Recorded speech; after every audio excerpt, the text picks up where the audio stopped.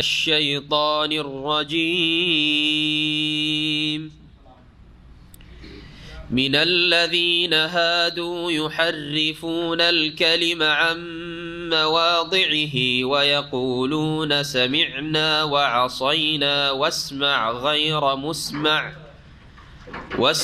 غير مسمع وراعنا ليا بألسنتهم وطعنا في الدين ولو أنهم قالوا سمعنا وأطعنا واسمع وانظرنا لكان خيرا لهم وأقوم ولكن لعنهم الله بكفرهم فلا يؤمنون إلا قليلا يا أيها الذين أوتوا الكتاب آمنوا بما نزلنا مصدقا لما معكم من قبل أن نطمس وجوها فنردها على أدبارها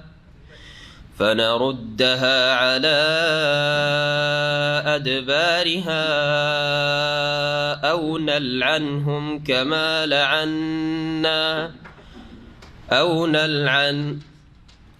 نلعنهم كما لعنا أصحاب السبت وكان أمر الله مفعولا إن الله لا يغفر أن يشرك به ويغفر ما دون ذلك لمن يشاء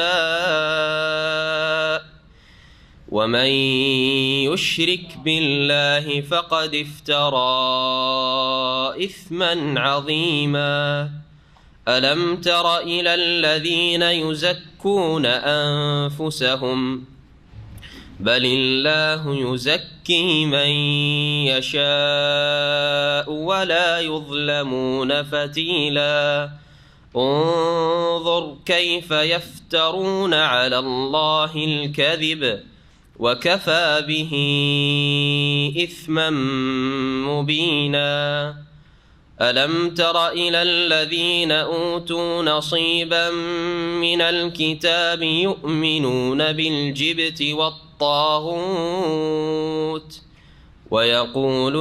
ويقولون للذين كفروا هؤلاء أهدى من الذين آمنوا سبيلا أولئك الذين لعنهم الله ومن يلعن الله فلن تجد له نصيرا أم لهم نصيب من الملك فإذا لا يؤتون الناس نقيرا أم يحسدون الناس على ما آتاهم الله من فضله فقد آتينا آل إبراهيم الكتاب والحكمة وآتيناهم ملكا عظيما فمنهم من آمن به ومنهم من صد عنه وكفى بجهنم سعيرا. السلام عليكم ورحمة الله وبركاته.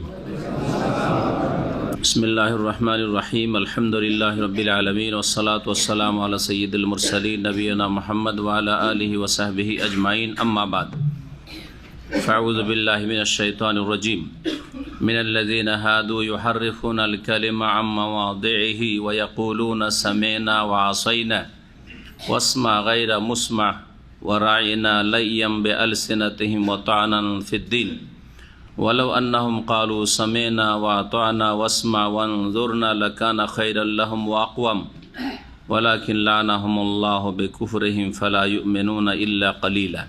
মহান আল্লাহর সমস্ত প্রশংসা যে আল্লাহ পাক রব্বুল আলামিন আমাদের সব কিছুর মালিক, যিনি আমাদের সৃষ্টি করেছেন তার ইবাদত বন্দেগীর জন্য, যিনি বান্দার হেফাজত করে থাকেন। বান্দা যদি আল্লাহ পাকের দিনের হেফাজত করে সালাত এবং সালাম নাজিল করেন মুহাম্মদ রাসূলুল্লাহ সাল্লাল্লাহু আলাইহি সাল্লামের উপর, যার আল্লাহ পাক সমস্ত রকমের অনিষ্ট থেকে হেফাজত করেছেন। আল্লাহু ইয়াসিমুকা মিনান নাস। আল্লাহ পাক কোরআনে কারিমে নবী মুহাম্মদ রাসূলুল্লাহ সাল্লাল্লাহু আলাইহি সাল্লাম সম্পর্কে বলছেন যে আল্লাহ পাক তোমাকে মানুষের অনিষ্ট থেকে হেফাজতে রাখবেন। ইহুদিদের অনিষ্ট ছিল সবচেয়ে বড় অনিষ্ট নবী মুহাম্মদ রাসূলুল্লাহ সাল্লাল্লাহু আলাইহি সাল্লাম সম্পর্কে। আল্লাহ পাক রব্বুল আলামিন ইহুদিদের অনিষ্ট থেকে তাঁর হেফাজত করেছেন। মুশরিক মক্কার যারা ছিল তাদের অনিষ্ট এইরকমই যত নবী মুহাম্মদ রাসূলুল্লাহ সাল্লাল্লাহু আলাইহি সাল্লামের দুশমন ছিল, আর প্রত্যেক নবীর দুশমন শত্রু রয়েছে। আল্লাহ পাক কোরআনে কারিমে ইরশাদ করেছেন ওয়া কাযালিকা জাআলনা লিকুল্লি নাবিয়্যিন আদুওয়ান শায়াতিনাল ইনসি ওয়াল জিন।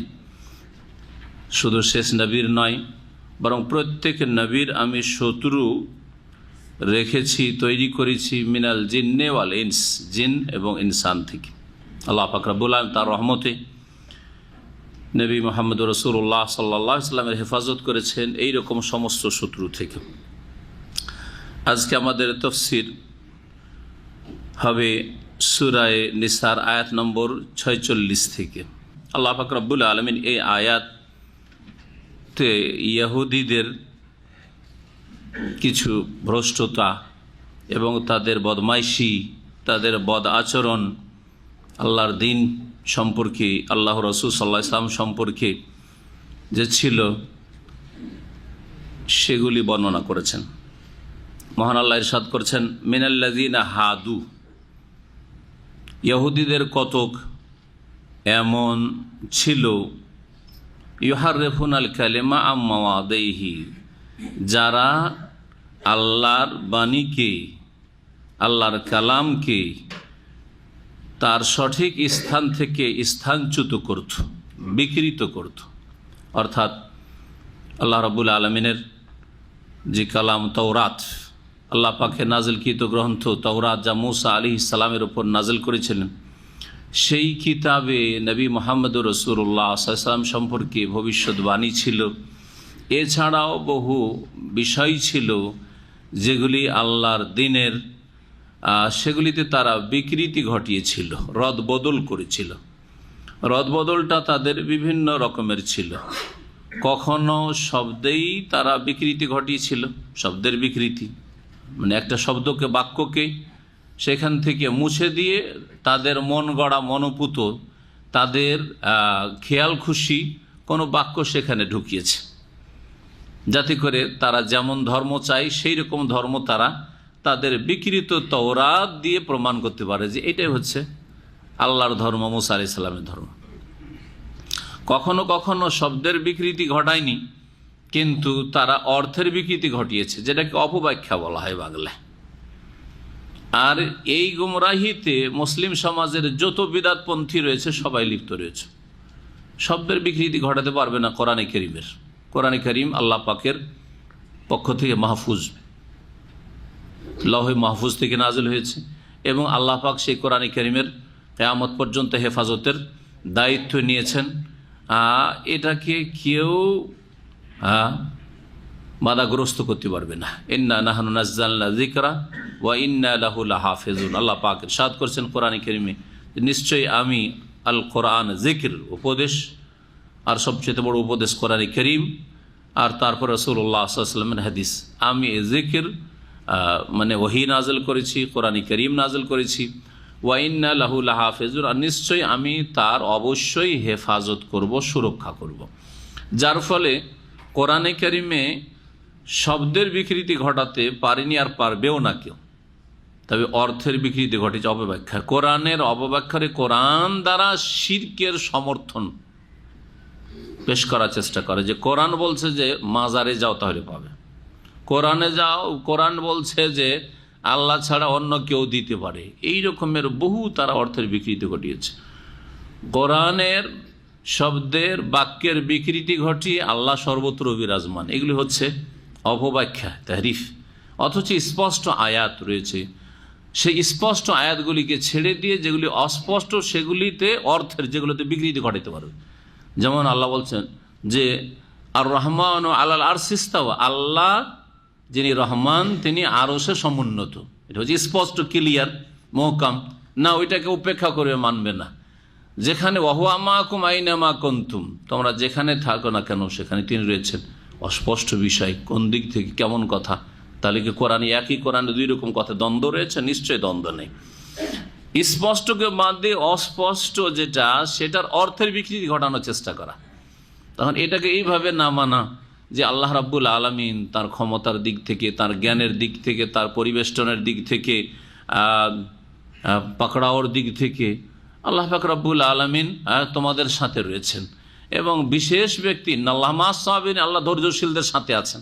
এটার মানে আবার কি?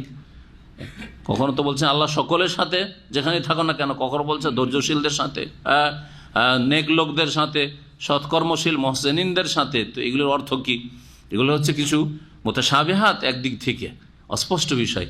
তো এগুলিতে তখন অপব্যাখ্যা করার চেষ্টা চালিয়েছে বিদাতপন্থীরা, তাদের ভ্রান্ত আকীদাকে শক্তিশালী করার জন্য, যে আল্লাহ সর্বত্র বিরাজমান, বা আল্লাহকে পাওয়ার জন্য মাধ্যম লাগে। আল্লাহর বলছে ফাইন্নে কারিব, আমি কাছে। এটা হচ্ছে স্পষ্ট। স্পষ্টবাদ দিয়ে অস্পষ্টের পিছনে পড়ে তারা অর্থের বিকৃতি ঘটিয়ে থাকে। তো এই উম্মতের এক শ্রেণীর লোকেরা ইহুদিদের অনুকরণ করেছে অর্থের বিকৃতি ঘটানোর ক্ষেত্রে। কখনো কখনো শব্দ অর্থ দুটোরই বিকৃতি ঘটে। তো সব রকম তাহরিফ ইহুদিরা করেছে। আল্লাহ পাক কথা বলছেন আয়াতে, ইউহাররিফুনাল কালিমা আম মাওয়াদিহি। কালিমাতুনের বহু বচন জমা হচ্ছে কালিম। তারা শব্দগুলিকে বিকৃত করত আন মাওয়াজে, তার যথাস্থান থেকে, মানে যেই শব্দের, যেই বাক্যের যে অর্থ হয়ে থাকে সেটা না করে অন্য কোনো অর্থ করত, অথবা শব্দকে সেখান থেকে মুছে ফেলতো, বাক্যকে মুছে ফেলতো, অন্য শব্দ বা বাক্য সেখানে সেট করে দিত। ওয়াকুল, এটা ছিল তাদের একটি বদাচরণ আল্লাহর কিতাব সম্পর্কে। আর একটি বদাচরণ হচ্ছে ওয়াকুলুন, আর তারা বলতো সামেনা ওয়াসাইনা। শেষ নবী মুহাম্মদুর রাসূলুল্লাহ সাল্লাল্লাহু আলাইহি ওয়াসাল্লাম যখন মদিনায় হিজরত করে আসলেন, তার সামনে দাওয়াতের ক্ষেত্রে যেমন মুশরিক পৌত্তলিকরা ছিল, যারা অধিকাংশ ইসলাম গ্রহণ করে তারা আনসারি নামে পরিচিত হইল, আওস এবং খাজরাজ, এই দুটো বংশ। আর তিনটি বংশ ছিল ইহুদিদের বংশ, বানু কাইনুকা, বানু নাজির আর বানু কুরাইজা। এই ইহুদিরা মদিনায় যখন নবী সাল্লাল্লাহু আলাইহি ওয়াসাল্লাম তাদেরকে দাওয়াত দিলেন ইসলামের, তখন তারা বলতো মুহাম্মদ সামেনা, শুনলাম তোমার কথা, ওয়াসাইনা, আর অমান্য করলাম। শুনলাম ঠিক আছে, মানি না তোমার কথা। বেয়াদব কওম, জাতি, বদমাইশ জাতি, এইরকম আচরণ করতো নবী মুহাম্মদ সাল্লাল্লাহু আলাইহি ওয়াসাল্লামের সাথে। শুধু তাই নয়, আরো বলতো ওয়াসমা গায়রা মুসমাহ। নবী সাল্লাল্লাহু আলাইহি ওয়াসাল্লামকে কোনো কথা বলতে হলে হে মুহাম্মদ, তারা তো নবী বলতো না, ইয়া রাসূলুল্লাহ, ইয়া নবী আল্লাহ বলতেন, ইয়া মুহাম্মদ, এ মুহাম্মদ, ওয়াসমা, শোনো, এইভাবে বলতো। গায়রা মুসমাহ, আর তোমার কথা যেন না শোনা হয়। গায়রা মুসমাহ, না শোনে, যেন না শোনা হয় তোমার কথা। তারা বদদুয়া দিত নবী মুহাম্মদ রাসূলুল্লাহ সাল্লাল্লাহু আলাইহি ওয়াসাল্লামকে, অভিশাপ দিত। তো যদি নবী মুহাম্মদ রাসূলুল্লাহ সাল্লাল্লাহু আলাইহি ওয়াসাল্লামকে ইহুদিরা বদদুয়া দিতে পারে, তো আপনি যত ইসলামের বড় খাদেম হয়ে যান, কি বিদআতপন্থী বদদুয়া দিতে পারে না? লানত করতে পারে না? অবশ্যই করতে পারে। এটা কোনো বড় ব্যাপার হইলো যে অমুক গাল দিচ্ছে আপনাকে, অমুক গাল দিচ্ছে, অমুক অমুক এত বড় ব্যক্তিকে গাল দিচ্ছে, এটা কোনো ব্যাপার নয় তাহলে, তাই না? আলবানী সাহেবকে রাহিমাহুল্লাহকে গাল দেওয়া, ইবনে বাজকে গাল দেওয়া, এই যে বিদাতীদের চরিত্র, এটা কোনো নতুন বিষয় নয়। কারণ ওদের পূর্বপুরুষ ইহুদিদের অনুসারী এরা। তো ইহুদিরা যেমন বিকৃতি ঘটিয়েছে, তেমন ইহুদিরা বদ আচরণ করেছে নবী মুহাম্মদ সাল্লাল্লাহু আলাইহি ওয়াসাল্লাম। ইহুদিরা নবী সাল্লাল্লাহু আলাইহি ওয়াসাল্লামকে বদদুয়া দিয়েছে, ইহুদিদের অনুসারী এরা উলামায়ে হককে, কোরআন সুন্নাহর আলেমদেরকে এরা বদদুয়া দিয়ে থাকে, গালমন্দ করে থাকে, মিথ্যুক বলে থাকে, দাজ্জাল বলে থাকে, ফিতনাবাজ বলে থাকে। এইসব এদের স্বভাব, জি স্বভাব। এদের পূর্বপুরুষরা তাই করেছে। নবী সাল্লাল্লাহু ভবিষ্যৎবাণী করেছেন, এই যে এক শ্রেণীর লোকেরা ইহুদি নাসারাদের অনুসরণ, লাতাত্তাবিউনা সানানা মান কানা ক্বাবলাকুম, তোমাদের পূর্বের জাতি তোমরা অনুসরণ করবে, এরা তাদের অনুসারী। আর কি বলতো? ওয়ারায়না, রায়না বলতো। এটি হচ্ছে একটি আয়াত। আর সূরা বাকারাতে এই মর্মে আয়াত রয়েছে। ইহুদিরা এসে নবী সাল্লাল্লাহু আলাইহি ওয়াসাল্লামের কাছে কথা বলতো, আর কথা বলে বেয়াদবি করতো বিভিন্নভাবে। হ্যাঁ, নবী সাল্লাল্লাহু আলাইহি ওয়াসাল্লামের সাথে তারা উপহাস করত, ঠাট্টা মজাক করত। এসে বলতো যে আমাদের দিকে লক্ষ্য রাখেন।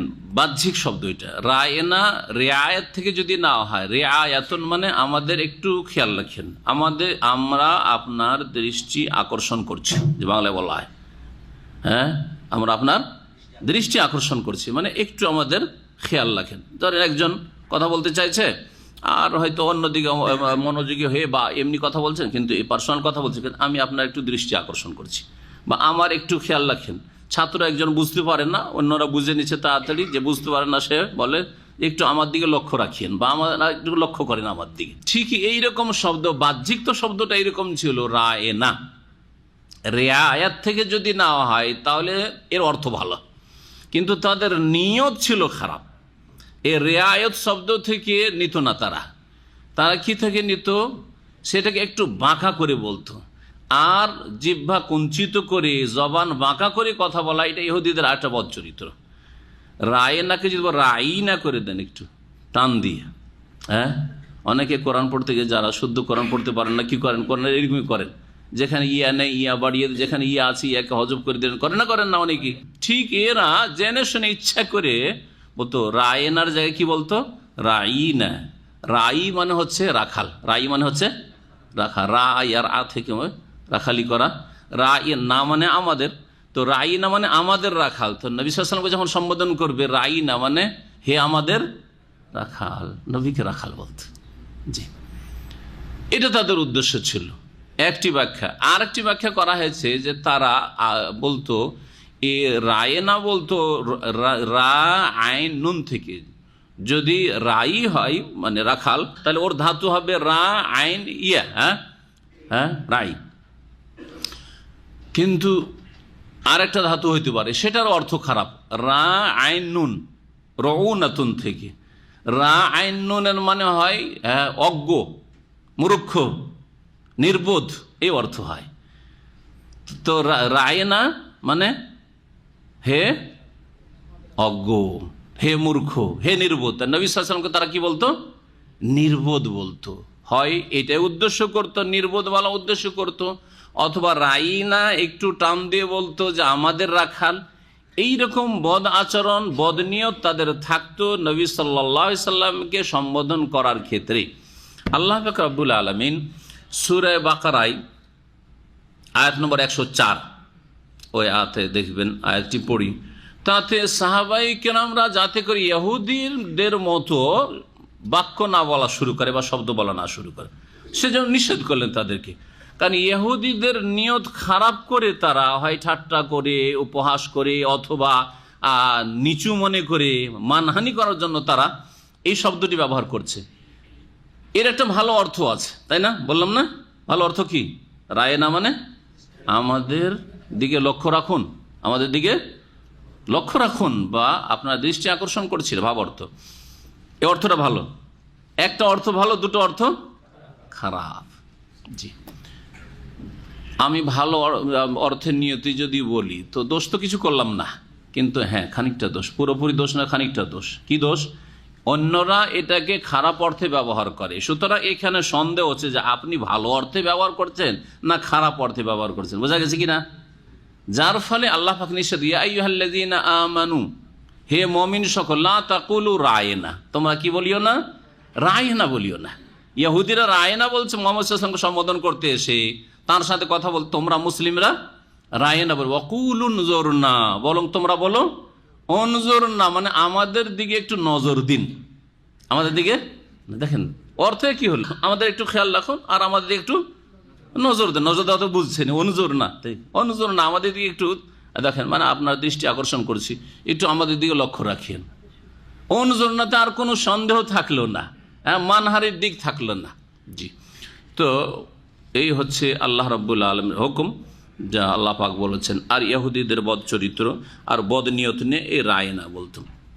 এখান থেকে একটি মাসলা ইস্তেমবাদ করা যেতে পারে, সেটা হচ্ছে যে কোনো একটা শব্দ বা বাক্যের যদি একাধিক অর্থ হয় আর একটা অর্থ ঠিক আর একটা অর্থ ভুল, হ্যাঁ, তাহলে এই রকমের বাক্য থেকে বা শব্দ থেকে বেঁচে থাকা উচিত। হ্যাঁ, বেঁচে থাকা উচিত। অনেক শব্দ আছে যেই শব্দের দুটো অর্থ, একটা অর্থ ভালো আর একটা অর্থ মন্দ, হয় না? হয় না? বাংলাতে আছে, বাংলাতে আছে, আছে না নেই? এটাকে আর এক ভাষা দিয়ে বলি তাহলে আপনাদের ব্রেন আরো খুলবে। এক দেশের গালি আর এক দেশের বলি, আছে না নেই? এক দৃষ্টিকে ওইটাকে ভালো শব্দ, ভালো হিসাবে ব্যবহার করা হচ্ছে, আর এক দৃষ্টিকে ওইটাকে গাল হিসাবে দেওয়া হচ্ছে, বা একটা লজ্জাস্থানের ওটাকে বলা হয় লজ্জাস্থানের নাম ওদের কাছে এটা, অথবা নারী জাতির এমন কিছু হয়তো হচ্ছে না, হচ্ছে না, এরকম শব্দ আছে, অনেক শব্দ আছে যেগুলো উদাহরণ দিয়ে কথা লম্বা করার প্রয়োজন করে না। তাহলে এইরকম শব্দ থেকে বেঁচে থেকে এমন শব্দ বলো যেটাতে খারাপ না লাগে লোকজনকে শুনতে। হ্যাঁ, লাইয়াম বে আলসেনাতে, তারা রায় না বলতো কিভাবে? লাইয়ান বে আলসেনাতে, তাদের জিহ্বা কুঞ্চিত করে, জিহ্বাকে বাঁকা করে। রায়নাকে কি বলতো? রাইনা, রাইনা এরকম করে দিত। তাহলে কি হয়ে গেল? আমাদের রাখাল।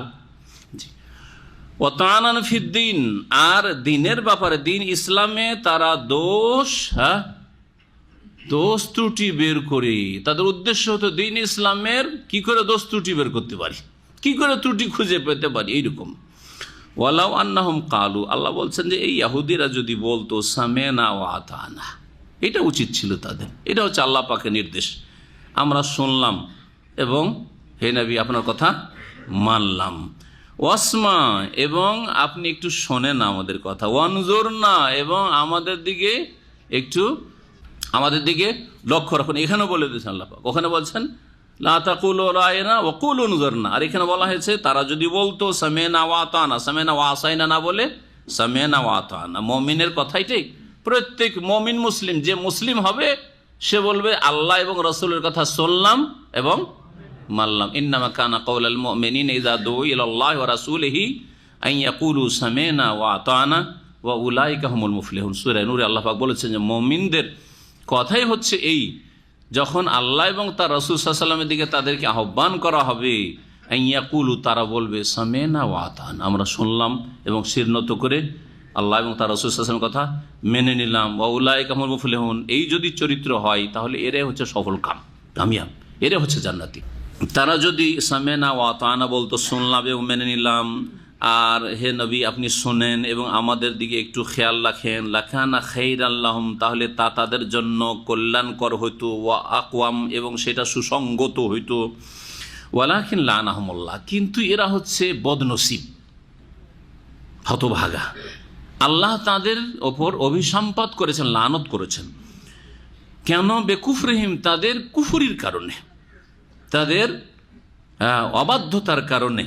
ফালা ইউমিনুনা ইল্লা কালিলা, সুতরাং এই ইহুদিদের অল্প সংখ্যক ছাড়া কেউ ঈমান নিয়ে আসবে না। কোরআনে কারীমের কথা, একেবারে কথা সত্য। নবী মুহাম্মদ রাসূলুল্লাহ সাল্লাল্লাহু আলাইহি ওয়াসাল্লামের জামানায় 10 জনের বেশি ইহুদি মুসলিম হয়নি, মাত্র 10 জন, 10 জনের কম ছিল তাদের সংখ্যা যারা ইসলাম গ্রহণ করেছিল। জি, আজ পর্যন্ত সারা পৃথিবীতে ইহুদি নিউ মুসলিমের সংখ্যা সবচেয়ে কম পৃথিবীতে। খ্রিস্টান মুসলমান হচ্ছে, হিন্দু মুসলিম হচ্ছে, বুদ্ধিস্ট মুসলিম হচ্ছে, শিখ মুসলিম হচ্ছে, হ্যাঁ, কিন্তু ইহুদি তাদের সংখ্যা ফালা ইউমিনুনা ইল্লা কালিলা, কিয়ামত পর্যন্ত আল্লাহ পাক এই ভবিষ্যৎবাণী করে তাদের অল্প সংখ্যক ছাড়া কেউ ঈমান নিয়ে আসবে না। এই কালিলের মধ্যেই ছিলেন বড় একজন আলেম মদিনার ইহুদিদের, আব্দুল্লাহ ইবনে সালাম রাদিয়াল্লাহু তাআলা। নবী সাল্লাল্লাহু আলাইহি ওয়াসাল্লামকে দেখতেই তিনি ইসলাম গ্রহণ করেছেন। দেখার সাথে সাথে বললেন যে এটা মিথ্যুকের চেহারা হইতে পারে না, এই চেহারা কখনো মিথ্যাবাদী হইতে পারে না, অবশ্যই সত্যবাদী।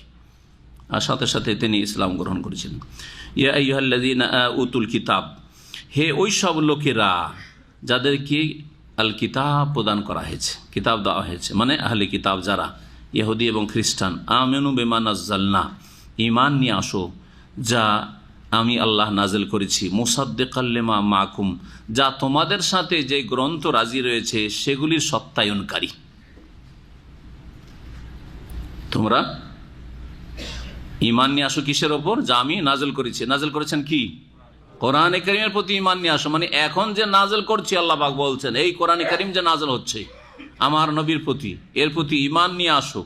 যেই কোরআনে কারীম তোমাদের কাছে যেই কিতাবগুলি রয়েছে সেগুলির সত্যায়নকারী। সত্যায়নকারী মানে কি? তার মধ্যে যেগুলি আল্লাহ প্রদত্ত রয়েছে, যেগুলিতে বিকৃতি ঘটাও নেই, সেগুলির অনুকূলে আয়াত নাযিল হচ্ছে, সেগুলির সমর্থন পাওয়া যাচ্ছে কোরআনে কারিমে। আর যেগুলি তোমাদের মন গড়া, সেগুলির বিপরীত আয়াত নাযিল হচ্ছে যে আল্লাহ সম্পর্কে এটা হতেই পারে না, বেয়াদবি, আম্বিয়া সম্পর্কে এটা হতেই পারে না, যে ইত্যাদি ইত্যাদি, সেগুলিকে নাকচ করছে, এর মাধ্যমে সত্যায়ন হচ্ছে। জি, তো কোরআনে কারিম হচ্ছে সত্যায়নকারী কিতাব আগের কিতাবগুলির, আগের আসমানি যেসব কিতাব নাযিল হয়েছে। মিন কাবলে আন্নাত মেসা ওজুহা, তোমরা ঈমান নিয়ে আসো, চেহারা বেশ কিছু মুখমণ্ডল বিকৃত করার পূর্বে আমি বেশ কিছু মুখমণ্ডলকে বিকৃত করে দেব, বানর শুকুরের চেহারাই পরিণত করে দেব। এই রকমের আযাব আসার পূর্বে ঈমান নিয়ে আসো। এমন পরিস্থিতি না হয় যাতে তোমাদের চেহারা কুকুর আর শুকুরের আর বানরের চেহারায় পরিণত না হয়ে যায়। তামস মানে হচ্ছে মুছে দেওয়া শাব্দিক অর্থ, আর এখানে তামস মানে বিকৃতি, চেহারার বিকৃতি ঘটানো। আল্লাহ পাক ইচ্ছা করলে সব কিছুই করতে পারেন। যেমন মূসা, দাউদ আলাইহিস সালামের যুগে বনি ইসরাইলদের মধ্যে আল্লাহ পাক করেছেন না করেননি? যারা শনিবারে হিল্লা করে কি করেছিল, মাছ ঘিরে রেখে দিয়েছিল, আল্লাহ পাক নিষেধ করেছিলেন, আর তারপরে রবিবারের দিন ধরে নিল মাছ, হ্যাঁ, সীমা লঙ্ঘন করেছিল। আল্লাহ ফাকুলনা লাহুম কুনু কিরাদাতান খাসিন, আল্লাহ পাক তাদেরকে লাঞ্ছিত বানরে পরিণত করে দিয়েছে। রূপ চেহারা সব কিছু বানরের মতো হয়েছিল। 3 দিন তারা বেঁচে ছিল আর ঝরঝর ঝরঝর করে কান্না করতো। তারপরে এই জাতিকে আল্লাহ পাক ধ্বংস করেছেন। বর্তমান বানর সেই বানরের জাতির, বানর আগে থেকে একটা মখলুক আল্লাহ পাকের, সেটা আগে থেকে ছিল, সেটা আছে। কিন্তু যেই মানুষগুলিকে বানরের রূপে রূপান্তরিত করা হয়েছে, সেগুলিকে আল্লাহ পাক ধ্বংস করে দিয়েছিলেন। ফানারুদ্দাহা আলা আদবারিহা, অতঃপর আমি সেই মুখমণ্ডলগুলিকে পেছন দিকে ফিরিয়ে দেব। অর্থাৎ সামনে যে চক্ষু আছে, এই চক্ষুকে আমি ইচ্ছা করলে পেছন দিকে করে দিতে পারি। তোমাদের চক্ষুকে পেছন দিকে যদি করে দিত, তোমরা সামনে দেখতে পাবে না, আমি করতে সক্ষম। অথবা আমি তাদের উপর অভিসম্পাত করব, লানত করব, রহমত থেকে বঞ্চিত করব। যেমন আমি শনিবার ওয়ালাদের ওপর লানত করেছিলাম, যারা শনিবারে সীমা লঙ্ঘন করেছিল, ওদেরকে আসহাবুস সাবত বলা হয়েছে। ওয়াকানা আমরুল্লাহ মাফউলা, আর আল্লাহ রাব্বুল আলামিনের যে নির্দেশ রয়েছে, চূড়ান্ত ফয়সালা রয়েছে, তা অবশ্যই কার্যকর হবে, তা অবশ্যই কার্যকর হবে, মাফউলা হবেই হবে। আল্লাহ যদি কোনো কিছু করতে চান তো কেউ বাধা দেওয়ার আছে নেই। এটা হচ্ছে ওয়াকানা আমরুল্লাহ, আল্লাহ যদি কিছু করতে চান তো অবশ্যই সেটা করবে, কার্যকর। এই আয়াত শোনার পরে প্রখ্যাত একজন ইহুদিদের আলেম ছিলেন, নবী সাল্লাল্লাহু আলাইহি ওয়াসাল্লামের জামানায় ইসলামের খবর পেয়েছিলেন। ইয়ামান দেশের লোক, ইসলাম গ্রহণ করেনি। তারপরে আবু বকর সিদ্দিক রাদিয়াল্লাহু তাআলা জামানা চলে গেল, ইসলাম গ্রহণ করে ওমর রাদিয়াল্লাহু তাআলা জামানায় ইসলাম গ্রহণ করেছিলেন। তার ঘটনাটি তাফসীর ইবনে কাসিরে আছে, আপনাদেরকে সংক্ষেপে শোনাই। খুব সুন্দর ঘটনা বলছে। কাব আহবার এই আয়াতটি শোনার পরে, আয়াত নম্বর 47, সূরা নিসা আয়াত নম্বর 47, যে যদি ঈমান না নিয়ে আসো কোরআনে কারীমের প্রতি, তো আল্লাহ ইচ্ছা করলে কি করবেন, তোমাদের চেহারাকে বিকৃত করে দেবেন এবং তোমাদের সামনের দিক থেকে পেছন দিকে ফিরিয়ে দেবেন। আল্লাহ পাক সবকিছু করতে সক্ষম। বলছেন যে আসলামা হিনা সামিআ হাযিহিল আয়াত, এই আয়াত শোনার পরে কাব আল আহবার ইসলাম গ্রহণ করেছিল। ইবনে জারির তাবরীতে রয়েছে যে তাজাকারনা ইনদা ইব্রাহিম ইসলামা কাব, কাব এই আহবার কেমন করে ইসলাম গ্রহণ করেছিল এই সম্পর্কে আমরা আপোষে আলোচনা করছিলাম। কাল আসলামা কাব জামান ওমর, এই কাব আহবার ওমর রাদিয়াল্লাহু তাআলার খেলাফত আমলে ইসলাম গ্রহণ করে। কিভাবে বলছে, আকবাল ওয়া ইউরিদু বাইতুল মাকদিস, ইয়ামান দেশ দক্ষিণে, তাই না, দক্ষিণের দিকে, দক্ষিণ থেকে যাচ্ছে কোন দিকে, বাইতুল মুকাদ্দাস কোন দিকে, উত্তরে। মাঝখানে মক্কা পড়ছে, মদিনা পড়ছে, এসব অতিক্রম হয়ে যাবে, তাই না।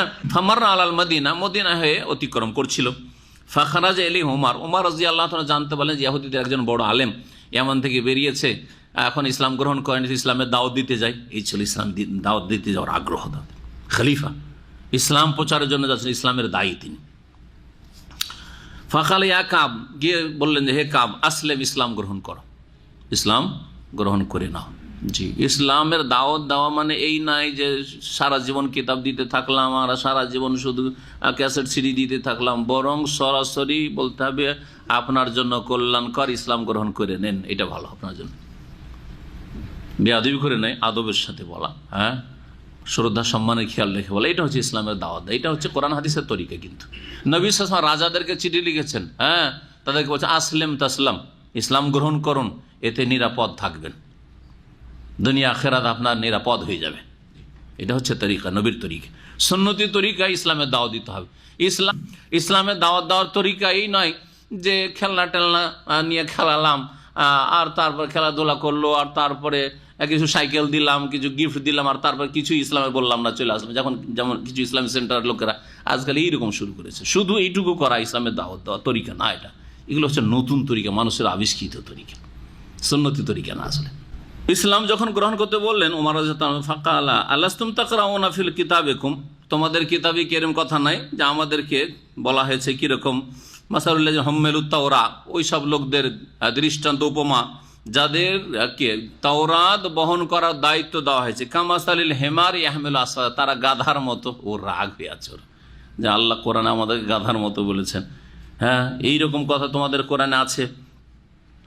ওয়াইনাকাদ হোম্মেল না তাওরা ওয়ানাকাদ হোম্মেল তো তাওরা, দেখো তাওরাতের আমার জ্ঞান আছে, তা আমি কি গাধার মতো নাকি? তাহলে কালাফা তার উমর দেখলো জানা এর মধ্যে হটকারিতা আছে, ইসলাম গ্রহণ করবে না, ছেড়ে দিল।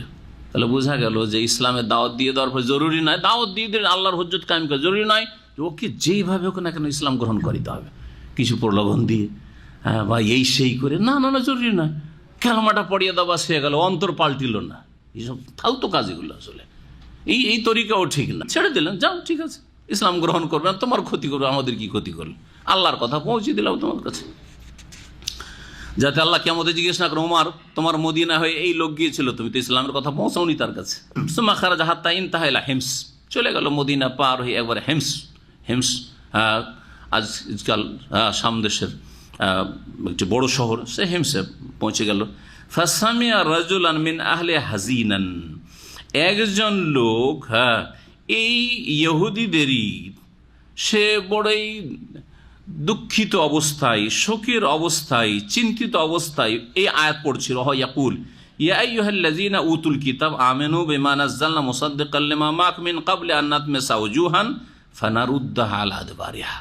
এই যে আয়াতে ধমক দেওয়া হয়েছে ইহুদিদেরকে যে তোমরা তোমাদের চেহারা বিকৃত হওয়ার আগে এবং তোমাদের চেহারা পিছন দিকে ফিরিয়ে দেওয়ার আগেই, আল্লাহ পাকের এই আযাব গজব আসার আগেই তোমরা ঈমান নিয়ে আসো, না হলে হতে পারে তোমাদের চেহারা বিকৃত বানর শুকুরের মতো হয়ে যেতে পারে, অথবা পেছন দিকে, হ্যাঁ, উল্টিয়ে পাল্টিয়ে দেওয়া যেতে পারে ইত্যাদি। এই আয়াত যখন শোনানো হলো, কাবের অন্তরে বড় ভয় হয়ে গেছে। কোরআনের একটি তাসির আছে, কোরআনের বড় একটা প্রতিক্রিয়া মানুষের অন্তর উপর আছে, যদি বুঝে সেই ভাষা।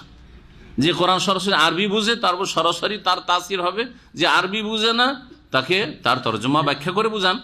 এর একটা বড় প্রতিক্রিয়া মানুষের অন্তরে আছে। এই জন্য সাহাবাই কেরামগণ নবী সাল্লাল্লাহু আলাইহি সাল্লাম কোনো কাফেরকে ইসলামের দাওয়াত দেওয়ার ক্ষেত্রে ইসলাম কবুল করো, তার সাথে কোরআন তেলাওয়াত করে শোনাইতেন। নিজের এই যুক্তি, এই লজিক এসব না করে কোরআনের আয়াত পড়ে শোনাইতেন। মাতৃভাষা আরব মুশরিকদের কোরআনের আয়াত পড়ে শোনাইতেন, তাদের ইসলাম গ্রহণ করত। একজন বলছে যে কোরআনের আয়াত শুনে মনে হলো যে আমার প্রাণ উড়ে যাবে, কাদা কালবি আইয়াতির, মনে হচ্ছে আমার প্রাণটা উড়ে যাবে, এরকম অবস্থা হয়েছে আমার। জি, এর নাম হচ্ছে তাসির, কোরআন প্রতিক্রিয়া। কোরআনকে, হ্যাঁ, সেহের বলা হয়েছে, সেহের আল্লাহ পাকের নাজিলকৃত এই সেহের। জি, সেহেরে যেমন দ্রুত তাসির হয়, প্রতিক্রিয়া হয়, তার চাইতে বেশি তাসির রয়েছে কোরআন কারীমের। কোরআন কারীম মানুষের মুহূর্তের মধ্যে জীবন পাল্টিয়ে দিতে পারে, অসৎ ব্যক্তি পাপিষ্টকে সৎ বানিয়ে দিতে পারে যদি তার অন্তরে তার তাসির হয়ে যায়। কাব বলছে ইয়া রব্বি, এত ভয় হয়েছে তার আল্লাহর, বলছে ইয়া রব্বি, হে আল্লাহ, আমান্তু, ইয়া রব্বি আমান্তু আসলামতু, হে আল্লাহ আমি ঈমান নিয়ে আসছি, হে আল্লাহ আমি ইসলাম কবুল করছি। মাখাফাত আন তুসিবাহু হাযিহিল আয়া, যাতে করে এই আয়াতে যে গজব আযাবের কথা রয়েছে তার উপর আপত্তিত না। সুম্মা রাজা, তারপরে শাম দেশ থেকে বাইতুল মুকাদ্দাস থেকে ফিরে আসলো। ফাতা আহলাহু ফিল ইয়ামানে, ইয়ামানে নিজের পরিবার পরিজন বংশধরের কাছে আসলো।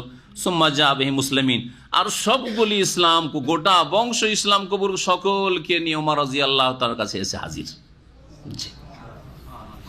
তারপরে আল্লাহ পাক আয়াত নম্বর 48 ইরশাদ করছেন, ইন্নাল্লাহা লা ইয়াগফিরু আন ইউশরাকা বিহি, নিশ্চয়ই আল্লাহ পাক ক্ষমা করবেন না যদি তার সাথে কোনো কিছুকে শরিক করা হয়। আল্লাহর সাথে শিরক করা হলে আল্লাহ মাফ করবেন না। ওয়াগফিরু মা দুনা যালিকা লিমান ইয়াশা, তবে শিরকের নিম্নের গুনাহ যদি হয় তো ক্ষমা করবেন লিমান ইয়াশা, যাকে চাইবেন। এক হচ্ছে মা দুনা শিরকের নিচের গুনাহ, শিরক ছাড়া অন্য গুনাহ নয়, এই অর্থটি সূক্ষ্ম নয়। কিন্তু অধিকাংশ আলেমরাই কি অর্থ করে, আল্লাহ শিরকের গুনাহ মাফ করে, শিরক ছাড়া অন্যান্য পাপের পাপকে আল্লাহ কি করতে পারেন, ক্ষমা করতে পারেন। অন্যান্য পাপ শিরকের সমতুল্য তো আছে না, নেই? শিরক করে না কিন্তু নাস্তিক, শিরকের চাইতে ছোট হলো নাকি? বলছে আমি মূর্তি পূজাও করি না, আমি আল্লাহর ইবাদত করি না, আমি মানি না কিছু, নাস্তিক। ধর্মই মানি না, তো ছোট অপরাধী নাকি? তো যদি তর্জমা করেন যে আল্লাহ শিরকের গুনাহ মাফ করেন না, আর শিরক ছাড়া অন্য মা দুনা যালিকা মান মা সেওয়া যালিকা, শিরক ছাড়া অন্য গুনাহ মাফ করে, তাহলে কি নাস্তিকতার গুনাহ মাফ হয়ে যাবে? নাস্তিক অবস্থায় যদি মারা যায় ঈমান ভঙ্গ করে, শিরক করে না কিন্তু সে এমন কিছু করেছে যাতে ঈমান ভঙ্গ করেছে, ঈমান ভঙ্গের মেলা কারণ রয়েছে, তার মধ্যে একটি হচ্ছে নামাজ ছাড়া, নামাজ পড়ে না। এই জন্য আল্লামা শেখ বিন হোসেন রাহিমাহুল্লাহ হুকম তারিকে নামাজ ত্যাগের বিধানে বলেছেন যে মা দুনা যালিকা মানে মা আকাল্লা মিন যালিকা, যেটা শিরকের নিচের গুনাহ, শিরকের চাইতে কম মাপের গুনাহ, সেই গুনাহগুলিকে আল্লাহ মাফ করবেন যাকে চাইবেন, সবাইকে না, যাকে চাইবেন আল্লাহ রাব্বুল আলামিন। যদি গুনার অবস্থায় মারা যায় আর তওবা করে নিতে পারলে তো শিরক আল্লাহ মাফ করবেন। বেঁচে থাকা অবস্থায় তওবা করলো, বড় বড় মুশরিকরা তওবা করেন, তওবা করা মানে কালেমা পড়ে সত্যিকার অর্থে মুসলিম হওয়া, ভালো মানুষ হয়ে যাওয়া, সমস্ত গুনাহ আল্লাহ মাফ করবেন। ইন্নাল্লাহা ইয়াগফিরু যুনুবা জামিআ, এই জন্য বলেছেন আল্লাহ সমস্ত গুনাহ মাফ করতে পারেন যদি কেউ ক্ষমা চেয়ে নেই তার জীবদ্দশায়। শিরকের অবস্থায় মারা যায় মাফ নেই, শিরকের সমতুল্য গুনার ওপর মারা যায় কোনো মাফ নেই। নাস্তিকের কোনো মাফ নাই, বেনামাজি হয়েই মত চলে আসলো, কোনো মাফ নেই। ভালো করে শুনে, জাদুটোনা করে, গণক জ্যোতিষীর কাজ করে, কোনো মাফ নেই অবস্থায় যদি মারা যায় তাহলে। জি, এরকম ইসলাম ভঙ্গের কারণ সারা জীবন জাতিতে মুসলিম ইসলামের কিছুই শিখলো না, দুনিয়ার অনেক কিছুই শিখলো কিন্তু ইসলাম সম্পর্কে আল এরাদ আন দীনিল্লাহ লা ইয়াতাআল্লামুহু ওয়া লা ইয়ামাল বিহি, এটা হচ্ছে ঈমান ভঙ্গকারী বিষয়। এমন বিমুখতা, ইসলাম বিমুখতা যে সারা জীবন ইসলামের কথা কখনো ভাবেও নি যে আমি শিখবো, চিন্তাও করেননি, নিজেও শিখেনি, নিজের ছেলে মেয়েকে শিখায়নি, কিন্তু জাতিতে মুসলিম, ইসলামের বিরুদ্ধেও বলেনি, বলছে মুসলিম না, ঈমান ভঙ্গকারী অবস্থায়। কখন আল্লাহ মাফ করবেন না, কখন আল্লাহ মাফ করবেন না, ভালো করে শুনুন। সুতরাং মনে রাখবেন যে আল্লাহ পাক শিরকের গুনাহ মাফ করবেন না এবং শিরকের সমতুল্য যে সব গুনাহ রয়েছে সেগুলিকে মাফ করবেন না। শিরকের নিচের গুনাহ যদি থাকে আর ওই অবস্থায় যদি মারা যাবে না তবাই, তাহলে আল্লাহ মাফ করবেন লিমান ইয়াশা, যাকে চাইবেন। ধরেন একটা রোজা ছেড়ে দিয়ে মারা গেছে, তওবা করেনি, রোজা কাজা করেনি, তওবা করেনি, মারা গেছে, তাহলে আল্লাহ মাফ করবেন না করবেন না? বলেন, করবেন না করবেন না? করবেন, করবেন না কেন? শিরকের সমতুল্য নাকি? আল্লাহ মাফ করতে পারেন লিমাশা, সকল বেরোজাদারকে মাফ এটা নয়, কিন্তু যাকে চাইবেন, যাকে আল্লাহ অন্তর জানে যে এই লোকটি রোজা ছেড়েছে কিন্তু কি পরিস্থিতিতে ছেড়েছে, হয়তো তওবা করার সুযোগ পাইনি, কাজা করেনি হয়তো, বা তওবা করেনি, কিন্তু কি পরিস্থিতি ছেড়েছে আল্লাহ তার অন্তর দেখে মাফ করবেন, অবস্থা দেখে। আর একজনকে আল্লাহ মাফ করবেন না, তো জরুরি নয় যে একটা কাবিরা গুনাহ, একটা ফরজ ছেড়ে গেলে আল্লাহ মাফ করে দিবেন, এটাও জরুরি নয়, আর মাফ করবেন এটাও জরুরি নয়। জি হ্যাঁ, কিন্তু বেনামাজি, ভালো করে মনে রাখেন, আর বেরোজাদার চাইতে বেনামাজির সংখ্যা বেশি। অনেক রোজাদার নামাজ পড়ে না, ঠিক না? রোজা ঠিক আছে, নামাজ নাই, যাকাত দিয়েছে কিছু কম দিয়েছে, আল্লাহ মাফ করবেন? ইচ্ছা করলে মাফ করবেন। হজ করেননি, সৌদি আরবে থাকলে মাশাআল্লাহ টাকা পয়সা নিয়ে গেলেন, হজ করলেন না, আল্লাহ মাফ করবেন লিমান ইয়াশা, ইচ্ছা, আল্লাহ যাকে ইচ্ছা, এমন নয় যে সবাইকে আল্লাহ মাফ করে দিবেন, যাকে ইচ্ছা আল্লাহ মাফ করবেন, আর যাকে ইচ্ছা ইনশা আযাবাহু ওয়া ইনশা গাফারা লাহু, সহিহ বুখারীতে হাদিস রয়েছে।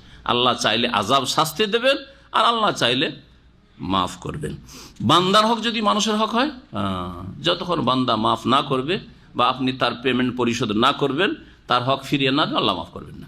তারপরে আল্লাহ পাক ইরশাদ করেছেন ওমান ইউশরিক বিল্লাহ, যারা আল্লাহর সাথে শিরক করে, ফাকাদ ইফতারা ইসমান আযীমা, তারা মহাপাপ রচনা করল, মহাপাপ করলো। শিরকের চাইতে বড় পাপ কিছু নেই।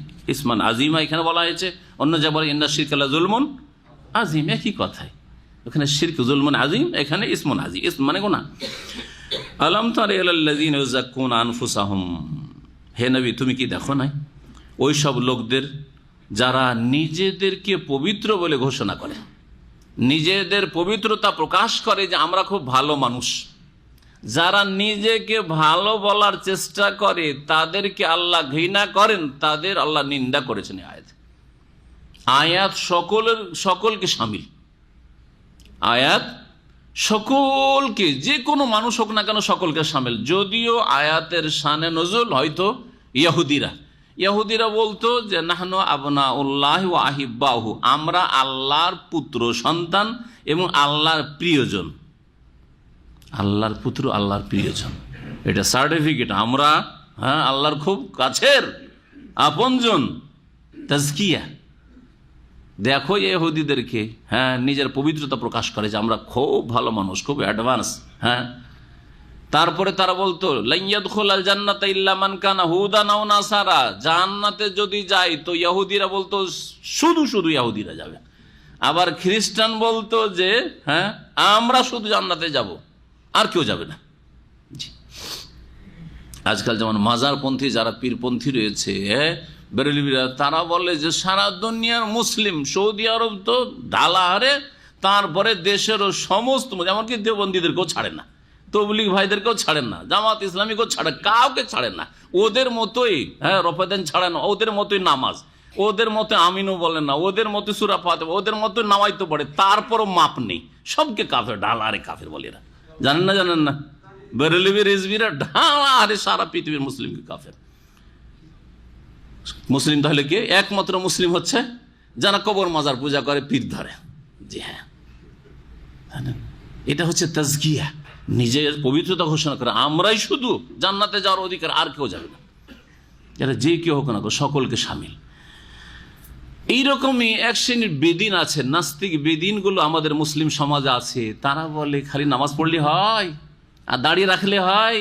এখানে দাঁড়িয়ে রেখেছেন আর অন্তরে বন জঙ্গল কেন? আমার অন্তর সাপ, এখানে কিছু নাই কিন্তু অন্তর সাপ, বলে না? এরা নিজের তাজকিয়া করে, আল্লাহ নিন্দা করেছে এদের। তোমার অন্তর সাপ হলে, নবী সাল্লাল্লাহু আলাইহি সাল্লামের অন্তর সবচেয়ে বেশি সাপ ছিল, আর তার দাড়ি ছিল, তোমার দাড়িও হইতো। তোমার দাড়ি নেই মানে অন্তর সাপ নেই, তুমি মিথ্যা কথা বলছো। জি, বোঝা গেছে? শুধু নামাজ পড়লে হয়, অন্তর আমার ঠিক আছে, ঈমান শুধু এখানে আছে, কলবে আছে, আমার এইটা কলবটা ঠিক আছে। না, মিথ্যুকেরা ইউযাক্কুনা আনফুসাহুম, নিজের পবিত্রতা ঘোষণা করে যে আমরা খুব ভালো মানুষ, নামাজের ভালো না।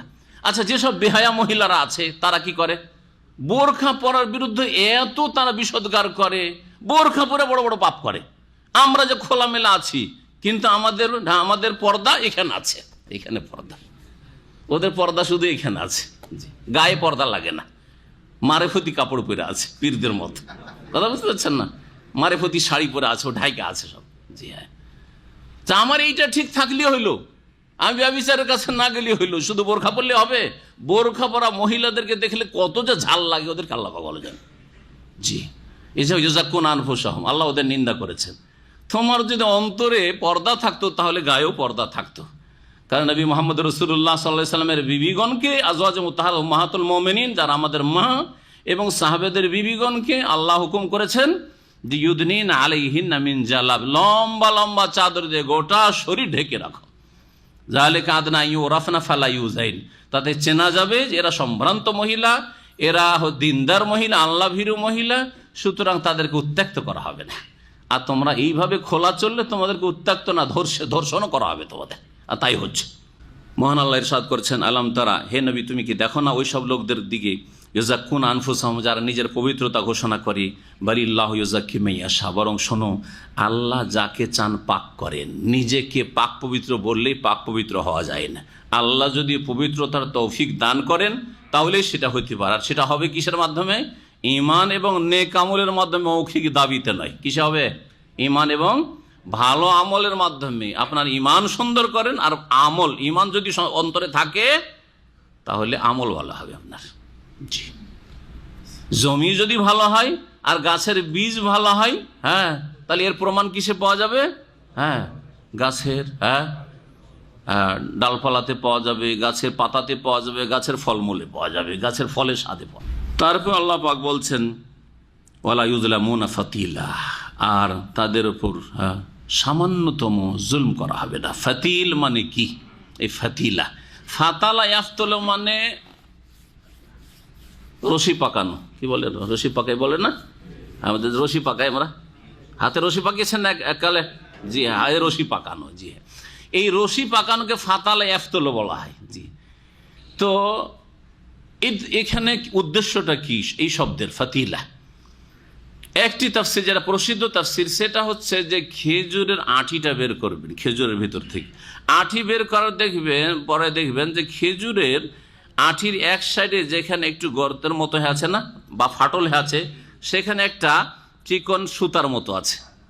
হ্যাঁ, সুতার মতো আছে না, চিকন, মানে মনে হচ্ছে পাক দেওয়া আছে, পাক দেওয়া আছে না, রশির মতো, যে বা সুতোর মতো, এইটাকে বোঝানো হয়েছে।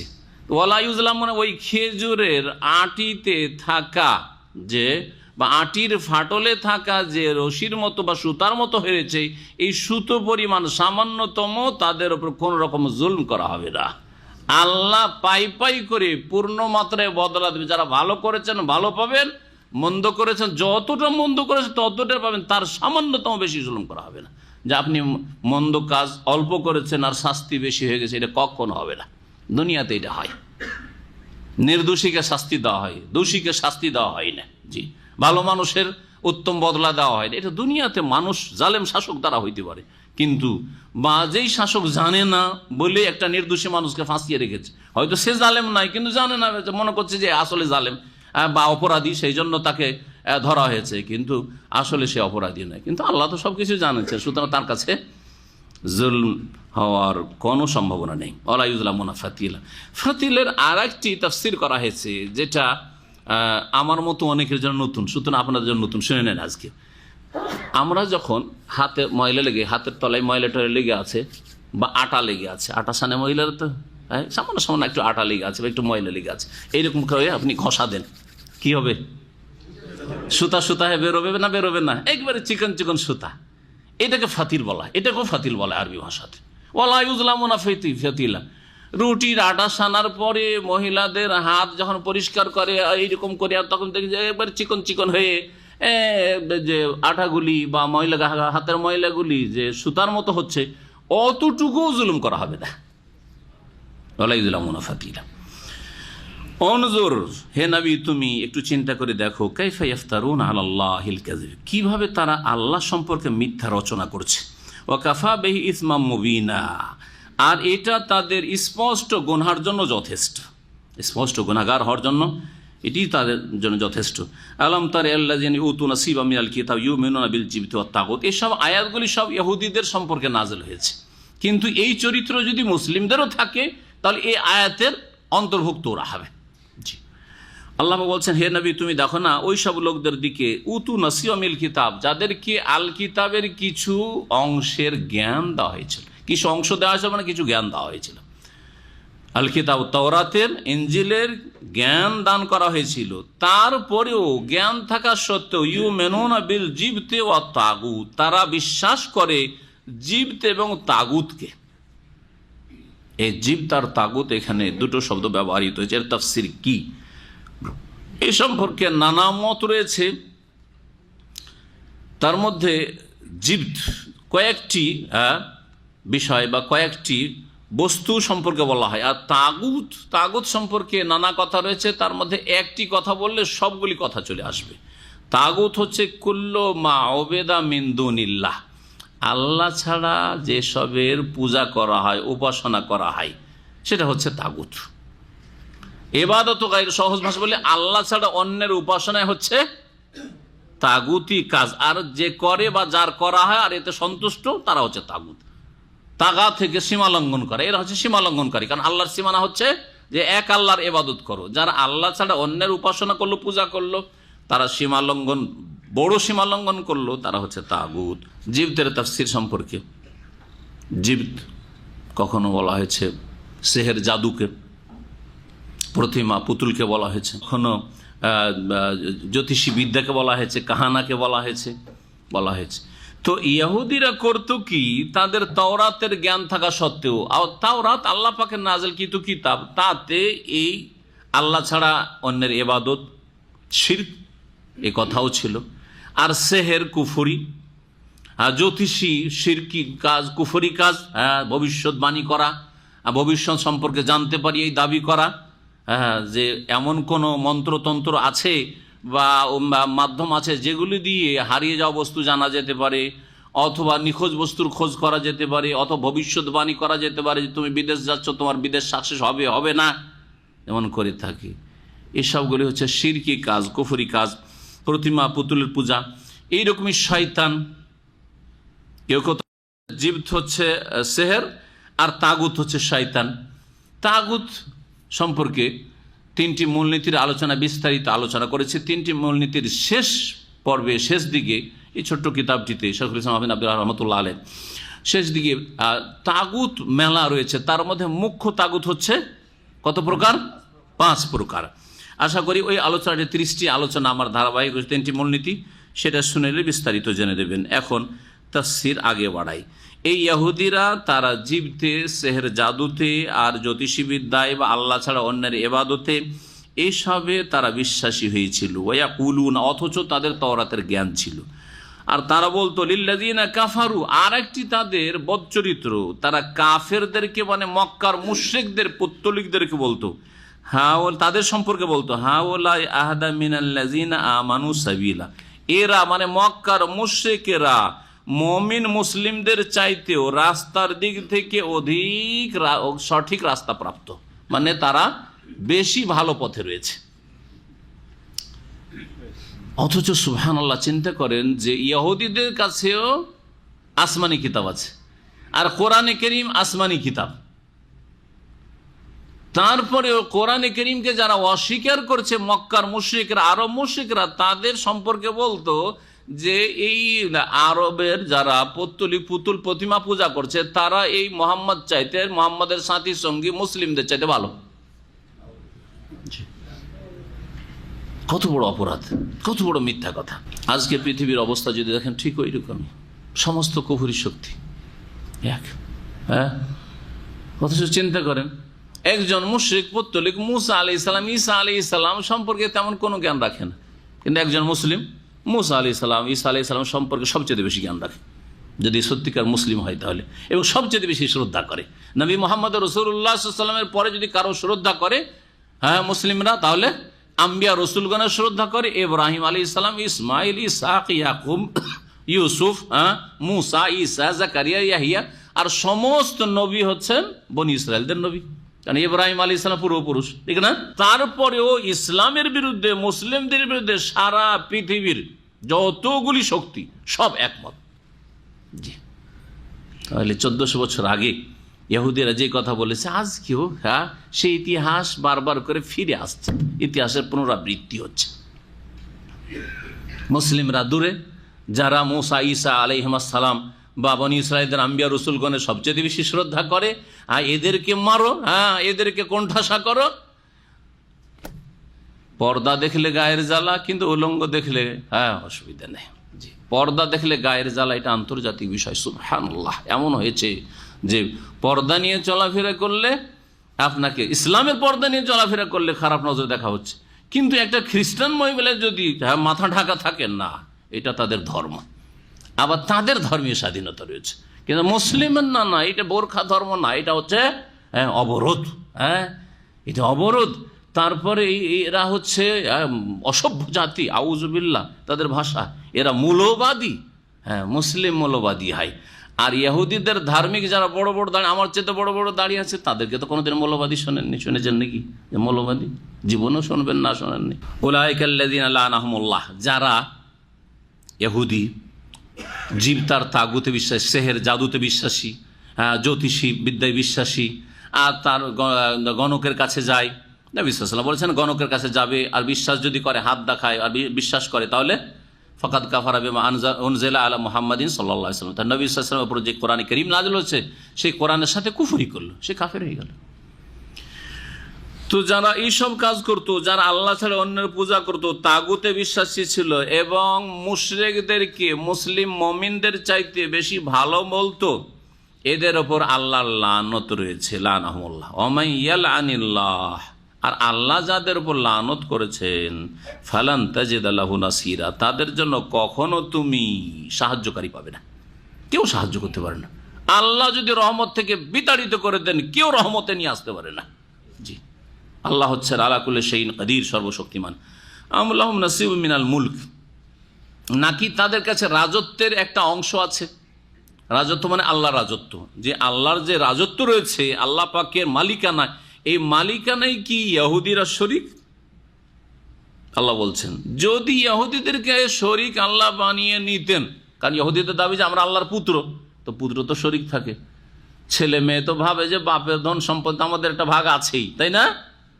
তো ইহুদিরা যে বলছে যে আল্লাহর আমরা পুত্র, আল্লাহর প্রিয়জন, তো তাদের কি আল্লাহর রাজত্বতে এরকম অংশ আছে? যদি এরকম অংশ হইতো, ফাইদাল্লাহ ইউতুনা নাসা নাকিরা, তাহলে ইহুদিরা এত কৃপণের কৃপণ যে কোনো মানুষকে বিন্দু পরিমাণ কোনো কিছু দিত না, সব তারা কুক্ষিগত করত। আজকে সারা পৃথিবীর অধিকাংশ ধন সম্পদ ইহুদি পুঁজিপতি যারা, এদের হাতে কুক্ষিগত হয়ে আছে। সারা পৃথিবীর অধিকাংশ সম্পদ এদের কাছে আছে। জি, এরা পৃথিবীর মধ্যে সবচেয়ে বেশি সুদখোর জাতি। সারা পৃথিবীর বড় বড় বিজনেস ব্যবসা তাদের হাতে, জি, অর্থনীতি তাদের হাতে, যেভাবে ইচ্ছা তারা পরিচালিত করছে। আল্লাহ রাব্বুল আলামিন বলছেন যে ইহুদিদের যদি আল্লাহ পাকের রাজত্বে অংশ থাকতো, তাহলে মানুষকে খেতে দিত না। মানে মানুষের খাবার দেব কি দেব না, এটা যদি তারা নিজের ক্ষমতায় নিতে পারতো, তাহলে মানুষকে অনাহারে রেখে দিত, অন্য অন্য জাতিকে ইহুদিরা অনাহারে রেখে দিত।